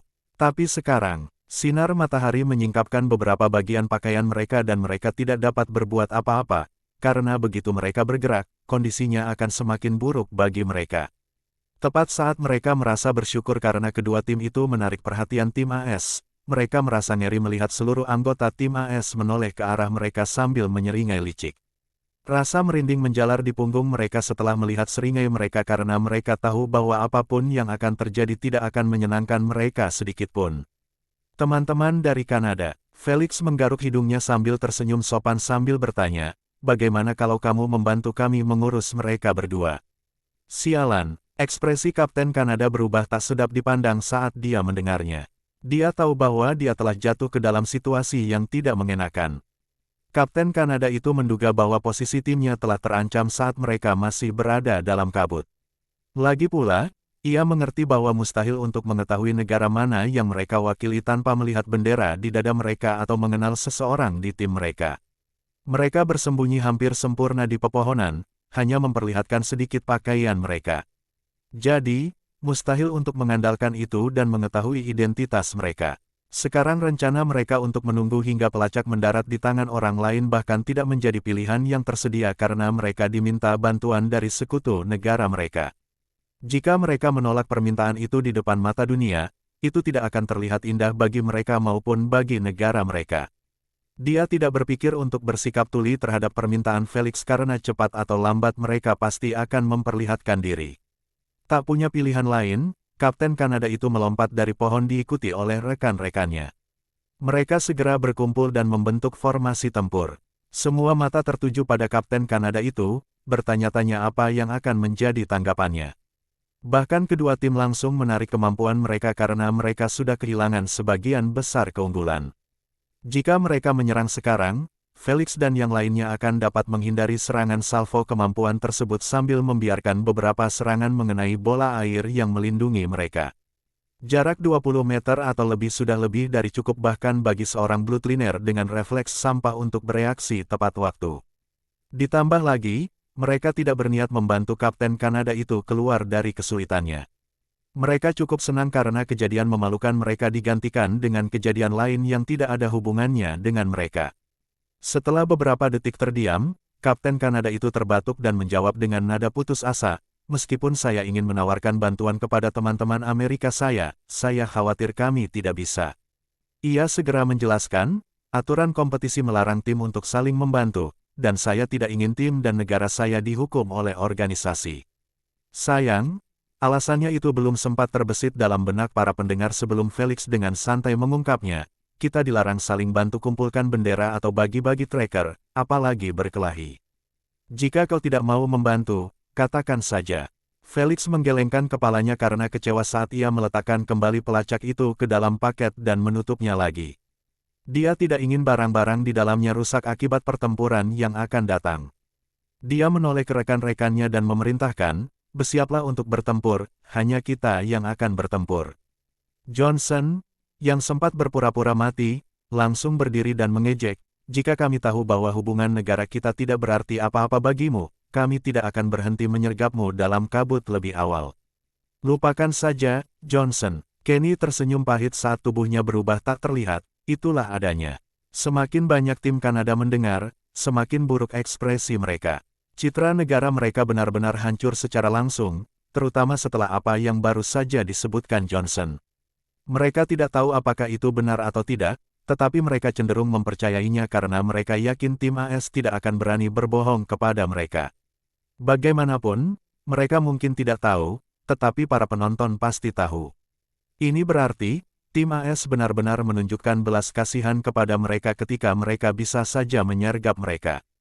Dari hasil akhir penyergapan Felix terhadap tim Angola, mereka tahu bahwa hasil tim mereka tidak akan berbeda. Di mata kedua negara, tampaknya tim AS telah menghormati aliansi dekat mereka sementara tim Kanada tidak. Itu adalah hal terakhir yang ingin dilihat Kapten Kanada itu. Politik sialan merusak segalanya seperti biasa. Dia mengumpat dalam hatinya sambil menunjukkan sikap yang berbeda di luar, "Kalian semua salah paham. Tim saya akan dengan senang hati mendukung teman-teman terkasih kita jika ini hanya tentang pertempuran." Ia melangkah maju sambil membusungkan dadanya, "Biar kami tangani tim Filipina. Semuanya milikmu." Felix tersenyum tipis sambil menoleh ke depan. Kemudian, ia mulai mengamati tim lain yang mengenakan pakaian putih bergaris-garis biru. Dia melihat bendera mereka dan menyadari bahwa itu milik tim Argentina. Bukan berarti hal itu penting baginya karena meskipun ada 5 tim yang menyerangnya, ia akan mampu menghancurkan mereka semua sekaligus. Akan tetapi, dia tidak ingin menggunakan kekuatan kasar yang tidak wajar dalam kompetisi ini kecuali jika dia terpaksa melakukannya. "Bajingan sialan." Orang Kanada itu mengumpat Felix dalam hatinya sambil menganggukkan kepala dengan sopan. Ia lalu memusatkan perhatian pada tim Filipina yang juga tengah menghadapi mereka dengan ekspresi serius. Situasinya berubah menjadi 2 lawan 2, yang diinginkan semua orang kecuali tim Kanada, yang dipaksa melakukan ini. "Kapten, kita harus berhati-hati terhadap pilar-pilar merah itu." Seorang lelaki jangkung dengan lengan panjang dan kurus yang mencapai lutut memperingatkan dengan ekspresi gugup. Rekan-rekan satu timnya tersentak setelah mengingat video yang mereka tonton tentang pilar-pilar merah yang menghancurkan tim Hilton yang dekat dengan kekuatan mereka saat itu. Akan tetapi, kapten mereka hanya meretakkan buku-buku jarinya dan memerintahkan, "Saat kalian menyadari penghalang kalian telah rusak, tahan napas dan mundurlah ke bagian belakang formasi sampai Santiago melindungi kalian lagi." Ketika melihat rekan-rekannya menganggukkan kepala sebagai tanda tekad, dia menyeringai sekali lagi sebelum menjentikkan kedua jarinya, mengaktifkan kemampuan morfnya. 2 benjolan besar tiba-tiba mulai muncul dari kedua sisi pinggangnya. Sayang, benjolan itu tidak keluar dengan sendirinya karena rasa sakit akibat dibalutnya kulit tersebut, membuat tim Argentina itu mengambil nafas pendek dan cepat seperti wanita yang sedang mengalami kontraksi menjelang melahirkan. Rasa sakit yang dialaminya dapat dimengerti karena kedua lampu besar itu terus memanjang ke depan secara perlahan sambil membentuk 2 lengan raksasa. Mereka tampak seperti spesies reptil dengan kulit biru tebal dan cakar melengkung berwarna putih. Begitu transformasinya selesai, kapten Argentina itu mengendurkan tinjunya yang terkepal dan mulai membuka dan menutup tangan buasnya hingga ia melakukannya dengan kecepatan lebih cepat dari tangan aslinya. Lihat dan saksikan kedua bocah nakal itu. Orang Argentina itu menegakkan punggungnya dengan bangga seraya terus-terusan memamerkan kedua lengannya itu dengan menggerakkannya. Rekan satu timnya sama sekali mengabaikan pemandangan ini karena mereka hanya fokus untuk mengaktifkan kemampuan mereka juga. Dua di antaranya berubah seperti kapten mereka dan satu lagi menghilang dari pandangan setelah bersandar di pohon. Sementara itu, sisanya memiliki kemampuan elemen yang sepenuhnya siap untuk diluncurkan atau sedang memperkuat barisan depan. Namun, mereka tetap tidak menyerang karena mereka menunggu perintah kapten. Saat ini, kapten mereka sedang memperhatikan dengan saksama transformasi Noah dan Nathan yang hampir selesai. Bagi Nuh, lengannya berubah menjadi lengan raksasa Yeti, yang dipenuhi bulu putih tebal. Di sisi lain, kemampuan berubah milik Nathan yang diperolehnya setelah mencapai kemurnian yang lebih besar, mengubah kakinya menjadi kaki kanguru coklat yang tidak berbulu. Dia melompat-lompat di tempatnya sambil meletakkan tangannya di depan tubuhnya dalam posisi bertinju. Dengan kilauan metalik perunggu di seluruh kulitnya, jelas bahwa gaya bertarungnya akan dilakukan dari jarak dekat. Cek, lumayan. Agak kesal melihat penampilan gagah kemampuan morph musuh-musuhnya, Kapten Argentina itu mendecak lidah sambil melangkah maju bersama timnya secara menyatu, maju dengan lambat dan hati-hati. Mereka telah mengangkat perisai mereka, meningkatkan kemampuan mereka, dan siap bertempur. Walton, di mana kamu? Felix bertanya tanpa menghiraukan tim yang mendekat sambil menjentikkan kedua jarinya dan menciptakan dua bom merah berdarah di dalam saku jaketnya. Rekan-rekannya sudah siap dan tinggal menunggu perintahnya bergerak. Saya sudah di sini, Walton menjawab sambil berbaring di antara semak-semak sejauh sekitar 30 meter dari tim, mengintip situasi saat itu hanya dengan satu mata. Sebelum kabut menghilang, Felix memerintahkannya untuk langsung menuju area paket. Namun karena pandangannya terhalang kabut, ia berjalan lebih lambat dari yang lain. Untungnya, setelah kabut menghilang, dia bisa mengeluarkan mantra Upsurge dan terbang ke sini, tiba tepat pada waktunya. Bagus, pergi ke sisi mereka bersama Kenny. Kita akan menahan mereka. Ledakan, wuss, fiuh. Sebelum Felix dapat menyelesaikan perintahnya, suara kemampuan yang saling beradu atau mendarat di pohon-pohon yang menyedihkan, bergemuruh dari belakangnya. Dia melirik sekilas dan menyadari bahwa tim Kanada menggunakan kemampuan sebagai penutup bagi keempat garis depan mereka untuk memperpendek jarak sementara tim Filipina berusaha sekuat tenaga untuk menggagalkan kemajuan mereka dengan menghujani mereka dengan puluhan kemampuan sekaligus. Saat mereka menembakkan kemampuan itu, mereka terus mundur selangkah demi selangkah dalam satu formasi seperti pasukan yang terorganisasi. Api, satu langkah mundur. Api, satu langkah mundur. Bilas dan ulangi. Karena kemampuan unsur yang ditembakkan hanyalah bola api, tombak es, bila angin, dan berbagai kemampuan berperingkat rendah lainnya, mereka dapat terus menggunakannya tanpa terlalu khawatir dengan konsumsi energinya. Mereka mungkin kecil dan tingkatannya rendah, tapi kemampuan itu pasti sangat dahsyat jika mengenai Bloodliner secara langsung. Hal ini menyebabkan garis depan Kanada kesulitan untuk maju karena seluruh fokus mereka tertuju pada menghindari kemampuan tersebut. Mereka mungkin terlindungi tetapi mereka tahu bahwa jika perisai tersebut menerima terlalu banyak kerusakan, perisai itu akan pecah dan mereka akan diminta untuk kembali ke tempat penyangga mereka untuk mendapatkan perisai lagi. Melihat perjuangan mereka, Felix tertawa geli sambil berpikir, aku harus bersikap baik dan memberi mereka 5% dari isi paket. Felix, fokus. Mendengar suara Olivia, Felix berbalik dan melihat Kapten Argentina itu berlari ke arah mereka dengan semangat dan kegembiraan yang jelas tergambar di wajahnya. Di sampingnya, ia memiliki dua garis keturunan yang berubah bentuk. Yang satu memiliki bor kayu sebagai pengganti lengan, dan yang lainnya terus melata di tanah mirip ular. Tidak seorang pun di antara mereka yang membawa senjata eksternal karena semuanya dilarang kecuali menggunakan kemampuan diri sendiri. Dengan demikian, ketiga Bloodliner itu harus bertarung melawan Ice Mace milik Noah yang beratnya hampir 1 ton. Itu pun jika mereka berhasil selamat dalam keadaan utuh. Saat Adam merasa yakin akan tujuannya untuk mendaratkan Helvire Salvo ke arah mereka tanpa kehilangan sebagian besar bebatuan cair ke pohon-pohon yang menghalangi jalannya, dia melambaikan kedua tangannya ke bawah dan membuat bebatuan cair itu berterbangan dengan cepat ke arah ketiga orang itu. Ledakan-ledakan, menghindar dengan segala cara, Kapten Argentina itu berteriak keras sambil berguling keluar dari jalur bebatuan cair itu, yang menghujani mereka seperti hujan meteor mini. Rekan satu timnya tidak ingin menguji batas perisai mereka dengan bermain-main dengan api, jadi mereka menyerah dalam kemajuan mereka dan bersembunyi di balik pepohonan, menggunakannya sebagai perlindungan. Akan tetapi, mereka tidak hanya bersembunyi di sana dan menunggu untuk dibombardir lagi, karena para penjaga elemen memutuskan untuk membalas budi dengan mengerahkan kemampuan mereka secara keseluruhan, yang ditujukan ke garis belakang, tempat Felix berdiri bersama Olivia, Lexi, dan Lena. Wus, wus, melihat sekumpulan kemampuan unsur berjatuhan ke arah mereka, Felix dan para gadis menyerah pada posisi mereka saat mereka menyebar dengan cepat dan berlindung di balik pohon terdekat.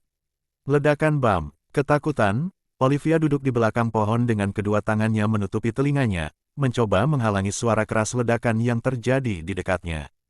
Siapapun yang berada di posisinya akan merasa seperti terlempar ke tengah medan perang aktif, di mana granat meledak setiap detik tanpa henti.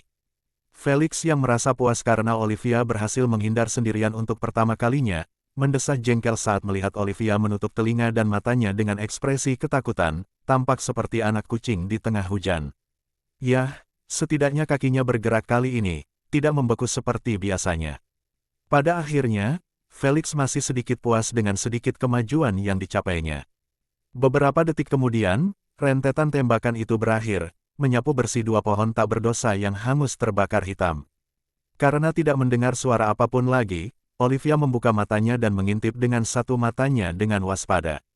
Tak lama kemudian, ia menyadari bahwa Noah dan Nathan sudah bergerak ke arah Kapten Argentina dan kedua orang garis depan itu. Sementara Noah terus berlari maju dengan gegabah sambil menyeret gada es di belakangnya, Nathan menggunakan kaki kangurunya untuk melompat dari satu cabang pohon ke cabang pohon lainnya. Karena jarak antara garis depan sudah cukup dekat, tidak butuh waktu beberapa detik pun sebelum Nuh dan Nathan bertemu dengan musuh mereka. Kakak Noah, jagalah mereka berdua sementara aku menggendong Kapten. Nathan memberitahu sambil menekuk lututnya hingga menempel pada sebuah dahan, tampak seperti sedang membangun momentum. Saat dia menyadari anggukan kepala Noah, dia melontarkan dirinya dengan tinjunya yang terbuat dari perunggu metalik dan menghantamkannya ke depan dengan ganas. Targetnya, Kapten Argentina, yang menyadari serangannya sebelumnya dan saat itu sedang menggunakan pohon untuk menghalangi upaya Nathan. Ledakan, hancur, aduhai, Kapten Argentina itu tak menyangka pukulan Nathan begitu dahsyat dan kuat hingga mampu mematahkan batang pohon tebal itu hingga menjadi dua, serta mendaratkan pukulan telak di dadanya. Mungkin sebagian besar kekuatannya telah hilang karena tertimpa pohon, tetapi pukulan langsung dari kulit perunggu metalik Nathan, yang meningkatkan kekuatan fisiknya setidaknya 400 BF, sudah cukup untuk membuat Kapten mengerang kesakitan. Sial, itu menyakitkan, masih memegang erat-erat bagian tubuhnya yang memar, yang terus-menerus mengirimkan gelombang rasa sakit, Kapten Argentina itu berguling ke belakang dengan tangan manusianya dan berdiri kembali. Begitu dia menyadari Nathan mengusap tinjunya yang berdarah sambil menunjukkan ekspresi kesakitan, dia tahu bahwa dia tidak akan bisa keluar dari perkelahian ini tanpa cedera. Itu sama sekali tidak sepadan untukmu. Kapten Argentina itu mencibir sambil menunjuk bagian tubuhnya yang memar dan sedang dalam proses pemulihan kulit kecoklatannya yang sehat. Berdasarkan kecepatan prosesnya, Nathan dengan mudah mengetahui bahwa pasif yang melakukan hal itu pasti berasal dari garis keturunan tingkat 2. Ini berarti sang kapten sudah menjadi bloodliner tahap 1 dengan satu pasif sementara dia masih belum berada dalam kemurnian asal. Namun, dia tidak merasa khawatir sedikitpun karena dia sangat yakin dengan kekuatan Noah untuk mengalahkan mereka berdua dan datang membantunya.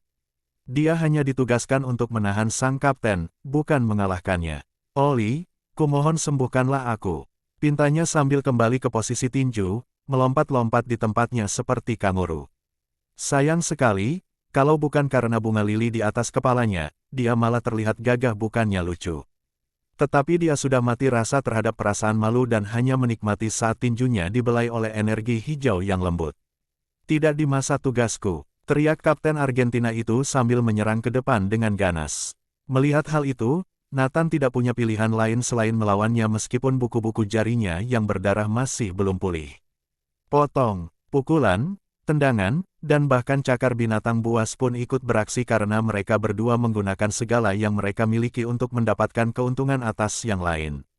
Memar dan luka berdarah menumpuk di tubuh mereka saat mereka berdua terus melakukannya dengan liar tanpa menggunakan teknik apapun. Bukannya Nathan tidak mempelajari teknik tinju apapun untuk menambah pengalaman bertarungnya, tetapi Kapten Argentina itu bertarung dengan ganas, tidak peduli untuk bertahan sama sekali. Dia terus saja menyerang Nathan dengan kecepatan penuh dan memaksanya mengikuti kecepatannya sendiri. Nathan tahu bahwa ia tidak mampu melawannya dalam pertarungan yang serba cepat karena luka-luka yang terbentuk di bawah kulit metaliknya tidak dapat sembuh lebih cepat daripada Kapten Argentina itu. Bagaimanapun, penyembuhan luar Olivia tidak akan pernah bisa mengalahkan pemulihan dengan kemampuannya sendiri. Oleh karena itu, situasi Nathan dapat dilihat oleh semua orang bahwa ia kalah dalam pertarungan dan cukup cepat. Kalau saja kulit metaliknya tidak melindunginya, dia pasti sudah dihabisi dengan sekali tebasan cakar tajam itu. Setelah menyadari keadaan Nathan yang makin memburuk, Noah mengencangkan cengkeramannya pada gada es sambil mengayunkannya dari samping ke arah salah satu musuhnya, ingin segera mengakhiri pertarungan ini dan pergi membantunya. Sayangnya, sama seperti sebelumnya, Bloodliner menyeringai dengan ekspresi tidak khawatir sambil memutar tubuhnya dari pinggangnya. Tindakan ini mengakibatkan tubuh bagian atasnya condong 90 derajat ke belakang, menghindari Ice Mace dengan mudah.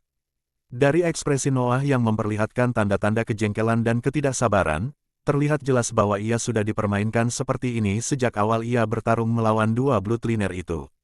Ada apa? Dasar lamban. Kamu sudah lelah. Pria lentur itu tertawa mengejek sambil memberi isyarat agar Nuh menghampirinya dengan jarinya. Sayang, Noah tidak terpancing untuk melakukan hal itu melainkan berbalik dan menerjang ke arah Bloodliner lainnya, yang tengah berusaha sekuat tenaga mencari celah dan menyergap Noah dengan lengannya yang mengerikan seperti bor.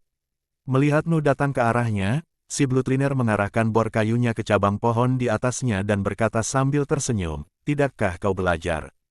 Ketika ia berbicara, bor kayu itu membuka gulungannya dengan cepat sebelum memanjang ke atas dan mulai menggelinding di dahan. Merasa cengkeramannya semakin erat, Bloodliner melambaikan tangannya yang lain dengan nada mengejek ke arah Noah dan terseret ke atas. Celakanya, ketika lelaki lentur itu ingin tertawa lagi, Nuh melakukan setengah putaran untuk membangun momentum dan melemparkan gada es ke arah lelaki itu, yang masih terseret di udara. Suara mendesing. Takut setengah mati oleh gada es yang mendekat dengan cepat dan dapat meledakkan kepalanya seperti semangka, lelaki itu secara refleks melindungi wajahnya dengan lengan yang tersisa. Meskipun dia tidak perlu melakukan itu karena perisai transparan itu masih aktif padanya. Ledakan, baik Ice Mace maupun penghalang meledak seketika setelah bersentuhan, membuat kedua Bloodliner dan rekan setim Argentina mereka mendesah lega.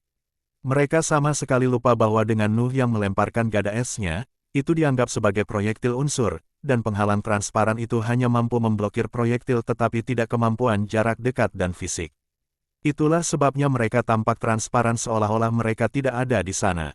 Meskipun demikian, Noah tidak tampak terganggu sedikit pun atas kegagalannya karena ia tahu bahwa rekan setimnya, yang selalu menyaksikan pertarungan mereka, akan memanfaatkan celah kecil itu. Aduh, seperti dugaannya, sebuah bom merah berdarah langsung meledak di dada si Bloodliner, yang kehilangan penghalangnya, membuatnya menatap dengan ekspresi tercengang ke arah kabut merah yang menyelimutinya. Celakanya, saat gambar itu terkirim ke otaknya, racunnya sudah terhirup olehnya dan mulai berefek. Gedebuk, saat dia kehilangan kesadaran, kemampuan morfnya kembali mundur, memaksanya terjatuh ke tanah dengan sangat buruk. Noah memukul Felix dengan punggung menghadapnya. Ia lalu berlari ke arah tubuh yang tak bergerak itu dan mencengkeram kerah belakangnya. Tanpa sedikit pun emosi di wajahnya, Noah mengangkatnya di depan wajahnya dan menanduknya tepat di dahi. Para penonton, tim Argentina, dan bahkan rekan satu timnya, segera mulai menatapnya sambil memijat dahinya tanpa berkata-kata. Kalau kamu tidak sanggup menanduk seseorang, kenapa kamu melakukannya sejak awal? Akan tetapi, mereka tidak bertahan lama karena mereka melihat bahwa Nathan dipaksa mundur sambil berfokus sepenuhnya pada pertahanan. Tak lama kemudian, pertahanannya akan runtuh dan cakar-cakar itu akan merusak wajahnya atau lebih buruk lagi, merenggut nyawanya. Kapten Argentina itu seolah tak menyadari bahwa rekan setimnya tertangkap, karena mata merahnya hanya terfokus pada Nathan sambil menyerangnya dengan ganas. Melihat pemandangan itu, Noah melakukan hal yang tak terduga saat dia meletakkan Bloodliner yang sudah pingsan di bahunya dan bergegas menuju Kapten Argentina dengan Ice Mace yang baru terwujud di tangannya. Oh tidak, rasa ngeri menjalar di punggung rekan-rekan setim Argentina saat melihat pemandangan ini. Mereka meramalkan hasil buruk yang tidak akan menyenangkan kapten mereka sedikitpun. Cek, kembalilah ke sini dan lawan aku. Pria lentur itu berteriak khawatir sambil mengejar Noah. Sayangnya, dia agak lambat karena saat Noah mencapai belakang kapten Argentina itu, dia mencengkeram kera bloodliner yang pingsan itu dan menggunakannya sebagai perisai manusia. Lalu, dia mengayunkan tongkat esnya ke punggung kapten Argentina itu. Suara mendesing. Dengan refleks binatang yang luar biasa, sang kapten nyaris menghindari serangan itu setelah mendengar suara angin yang dihasilkan oleh gada tersebut. Kapten berhenti. Lelaki bernama Felix Sable itu, yang tahu apa yang akan terjadi selanjutnya, berteriak dalam benaknya. Celakanya, sang ratu hanya menyampaikan suaranya dengan suara monoton, menghilangkan sumber keresahan apapun. Maka, ia menyaksikan dengan penuh kengerian. Kaptennya langsung membalas dengan mengayunkan cakar kanannya ke belakang punggungnya tanpa melihat. Mengiris, cakar itu merobek perut bloodliner tanpa ada sedikit pun perlawanan, tampak seperti pisau yang memotong mentega. Aduh, emberan darah mengucur dari sayatan yang dalam dan panjang, para penonton berhasil melihat isi perut yang tampak menjijikkan. Beberapa penonton bahkan muntah di layar mereka karena jijik. Akan tetapi, orang-orang yang paling dekat dengan adegan ini tidak terpengaruh sedikit pun, karena Noah hanya melepaskan bloodliner sambil meletakkan ice mace-nya di atas kepala kapten yang tertegun. Bloodliner itu tertangkap di lengan kapten yang tercengang. Dia seharusnya merasa seperti itu karena wajahnya ternoda oleh darah rekan setim dan sahabatnya. Bahkan dalam mimpinya yang terliar pun ia tidak akan pernah mengira bahwa cakarnya akan mendatangkan malapetaka pada sahabatnya, dengan siapa ia menghabiskan waktu berbulan-bulan untuk berlatih dari satu perkemahan ke perkemahan lainnya. Rasionalitasnya kembali seperti air pasang, menghilangkan semua pikiran haus darah yang disebabkan oleh pasifnya, Blood Frenzy Asteris. Dia tidak bertarung dengan ekspresi tidak senang dan menyerah untuk bertahan tanpa alasan.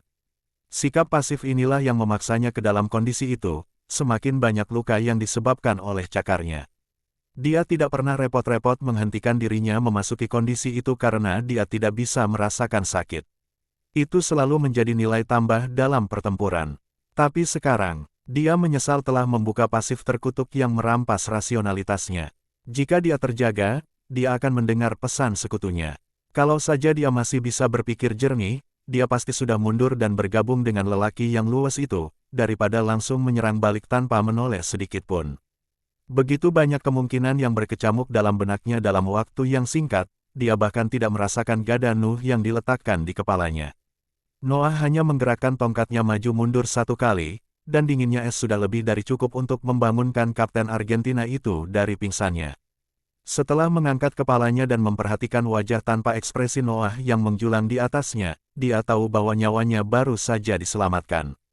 Dia tidak bodoh untuk tidak mengerti bahwa Noah punya cukup waktu untuk menghancurkan kepalanya menjadi beberapa bagian selama 2 detik linglungnya. Sebagai kapten tim, saat dia ditempatkan dalam situasi ini, menyerah adalah satu-satunya jalan ke depan kecuali dia ingin dipermalukan di pentas internasional atau mati. Ditambah lagi, nyawa rekan setimnya tidak hilang sepenuhnya karena masih layak untuk diselamatkan. Karena itu, kapten Argentina itu berteriak sambil menggendong rekan setimnya di lengannya, "Kita menyerah. Alicia, cepat sembuhkan Jaun." Mendengar hal itu, orang-orang Argentina itu berlari ke arah kapten mereka dengan ekspresi khawatir di wajah mereka. Kenny, yang berdiri di belakang garis belakang menunggu kesempatan yang sempurna untuk menyergap penyembuh atau penyangga, tidak tahu harus berbuat apa lagi setelah melihat mereka ditandai dengan tanda X merah. Walton, yang berhasil tiba tepat waktu di belakang mereka, juga tercengang. Seperti mereka, tak seorang pun mengantisipasi perubahan ini yang mengakhiri pertempuran tepat saat keadaan mulai memanas. Sialnya, Felix baru saja hendak mengeluarkan kemampuan aktifnya yang keempat untuk menyelamatkan Nathan karena dia tidak melihat solusi lain. Kemampuan racunnya tak berguna melawan penghalang mereka dan dia tak berani meninggalkan sisi gadis itu, karena dia menyadari pembunuh Argentina itu bersembunyi cukup jauh di belakang mereka. Karena Johnson kehabisan tenaga, Kenny meninggalkan tim untuk melakukan pembunuhan, dan Walton mengincar serangan dari sisi lain. Felix benar-benar hanya tinggal bersama Adam dan para gadis.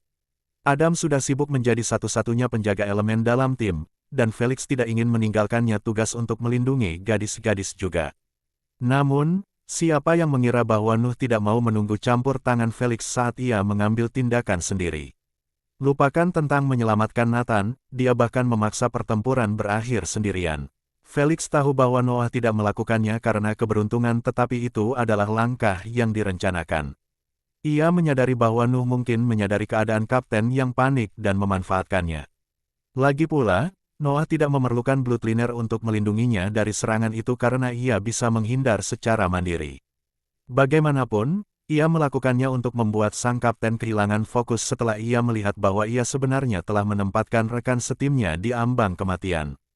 Saat itu, Nuh bahkan tidak perlu menyuarakan ancamannya karena gada yang berada di atas kepala kapten sudah lebih dari cukup untuk menyelesaikan tugasnya. Segala sesuatunya direncanakan oleh Nuh dan berjalan dengan sempurna, bahkan lebih baik daripada apa yang direncanakan Felix. Bagus sekali, Noah. Bagus sekali. Bagus sekali. Felix dan yang lainnya mulai mengirim pesan kepada Noah, memujinya dengan mengacungkan jempol. Celakanya, Nuh tampak tidak peduli saat ia menghampiri Nathan yang sudah babak belur dan membantunya berdiri. Terima kasih, Uhuk, kata Nathan sambil batuk darah dari bibirnya. Sepertinya organ dalamnya juga rusak parah. Melihat situasi buruk yang dialami Nathan, Olivia berlari ke arahnya dengan ekspresi panik. Yang lain mengikutinya. Taruh saja dia di tanah, ucap Olivia yang tak sabaran sambil memetik kelopak bunga lily flower miliknya.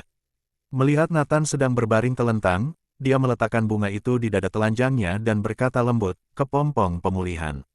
Saat dia mengaktifkan kemampuan aktif puncaknya, kelopak di dada Nathan mulai memancarkan aura kehijauan yang terus menyebar semakin luas hingga seluruh tubuhnya terbungkus di dalamnya. Kemudian, aura kehijauan itu melakukan keajaibannya dengan memasuki tubuh Nathan setiap kali menghirupnya dan menyembuhkan organ-organ dalamnya yang rusak dari dalam. Dia terus menghirup partikel hijau sambil menghembuskan partikel abu-abu. Namun, Olivia tidak berhenti sampai di situ saja saat ia mengaktifkan Lily's Blessing miliknya juga, yang membuatnya menyembuhkan luka fisik Noah dan Nathan. Namun, Noah dengan cepat mencabut bunga lili dari kepalanya karena ia tidak terluka separah Nathan. Ia tidak ingin Olivia membuang-buang tenaga padanya, nanti ia malah kelelahan sementara Nathan masih belum pulih sepenuhnya.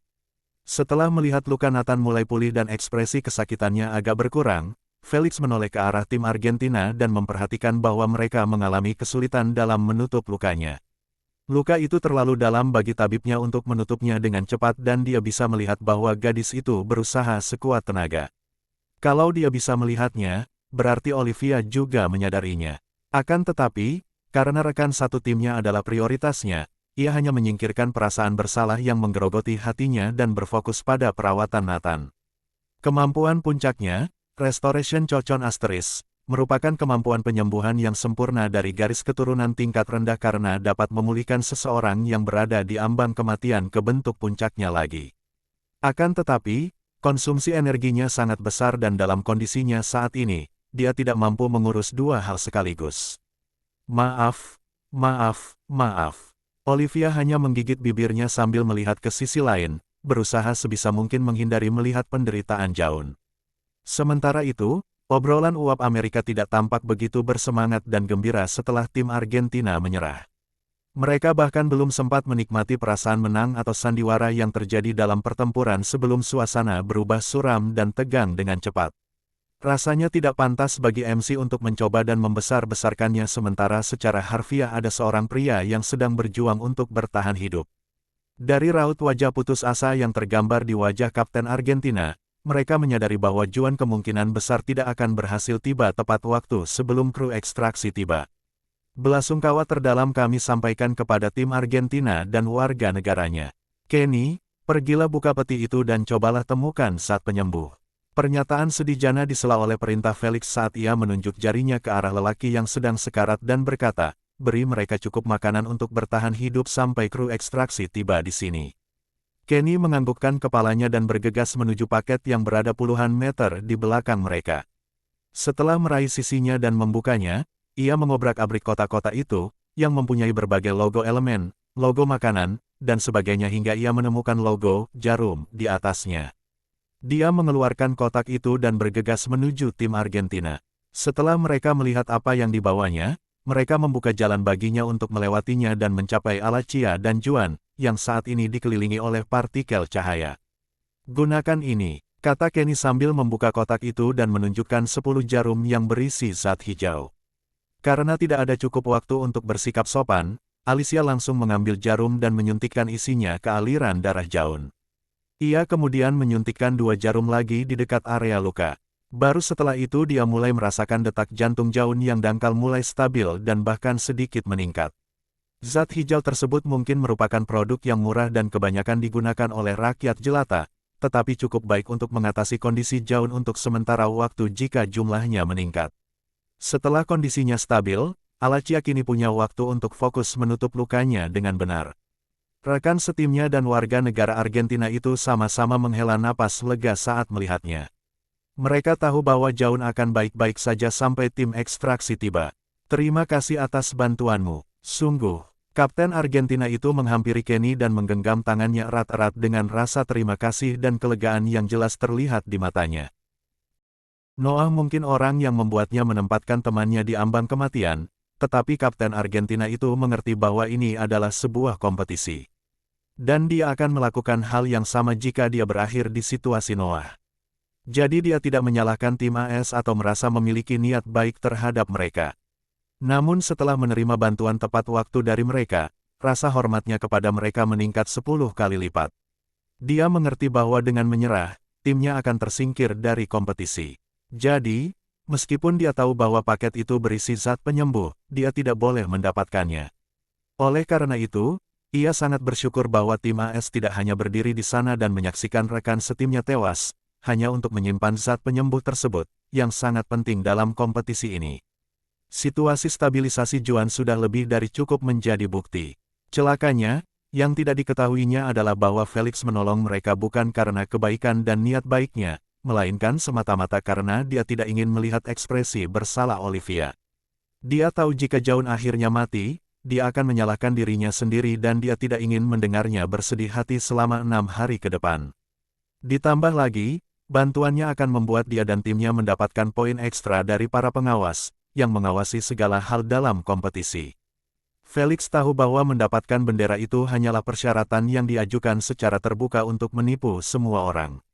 Persyaratan sebenarnya untuk bisa masuk dalam tim bumi adalah tindakan, perilaku, interaksi, dan segala hal yang dilakukan oleh seorang bloodliner sebelum mendapatkan bendera dan akan dilakukan setelah mendapatkannya. Itulah persyaratan tersembunyi yang sebenarnya, yang tidak diberitahukan kepada para bloodliners agar tetap setia pada kepribadian mereka alih-alih berpura-pura untuk mengelabui pengawas demi poin. Karena Felix mengincar jabatan kapten tim bumi, semua yang dilakukannya akan diperhitungkan dalam hasil akhir. Jangan berterima kasih padaku. Kenny mengangkat bahu sambil menunjuk Felix. Aku hanya mengikuti perintah. Mendengar itu, Kapten Argentina itu menoleh ke arah Felix, ingin menunjukkan rasa terima kasihnya. Namun, ia melihat Felix bahkan tidak melihat ke arah mereka. Sebaliknya, dia menatap hutan kosong di belakangnya. Menyebalkan sekali, mereka terus datang dan datang. Felix menggaruk dagunya dengan jengkel saat melihat 10 aura merah humanoid mendekati mereka dengan cepat. Sebelumnya, ia melihat ada 11 tim yang berhasil masuk ke dalam kabut. Namun, hanya 10 tim yang berhasil masuk dan 1 tim lainnya berdiri di luar. Felix yakin mereka akan mundur karena wajar saja jika tidak semua orang akan terpancing di dalam kabut. Namun, ternyata tim tersebut hanya menunggu kesempatan yang tepat untuk bergerak. Setelah menyadari mereka akan tiba dalam waktu kurang dari 30 detik, Felix memerintahkan Noah untuk membawa paket itu di sebelah Nathan. Selama kepompong itu aktif, dia tidak boleh disentuh sedikit pun. Jika seseorang melakukannya, energi hijau akan menyebar dan mengubahnya menjadi kepompong juga. Itu akan semakin meningkatkan konsumsi energi Olivia. Felix lebih suka bertarung di pertarungan berikutnya dengan Nathan dan paket itu bersebelahan. Tanpa banyak bertanya, Noah pergi dan mengangkat bungkusan logam berwarna perak itu, yang beratnya mungkin paling tidak setengah ton, membuatnya tampak cukup mudah. Gedebuk. Setelah Noah meletakkannya, Felix melihat dengan penglihatan inframerahnya ke arah tim Kanada dan tim Filipina yang tengah bertempur cukup jauh dari mereka. Mereka terus bergerak semakin jauh karena strategi tim Filipina yang mundur sambil menggunakan salvo elemental sebagai senjata utama mereka. Dengan demikian, Tak seorang pun di antara mereka yang tahu apa yang terjadi di sana, dan suara tembakan unsur tim Filipina yang tiada henti membuat mereka hampir mustahil mendengar apapun lagi. Kurasa hanya kita saja, Felix mendesah sambil melihat rekan satu timnya. Nathan tidak dalam kondisi yang baik untuk bertarung, Johnson tidak berguna seperti Nathan yang kehabisan tenaga. Ini berarti mereka sudah kalah 2 poin tanpa menambahkan fakta bahwa energi semua orang mungkin sudah sekitar 50%. Mereka bahkan tidak dapat menggunakan batu energi untuk memulihkannya meskipun mereka menemukan beberapa batu yang berhubungan dengan elemen mereka dalam paket tersebut.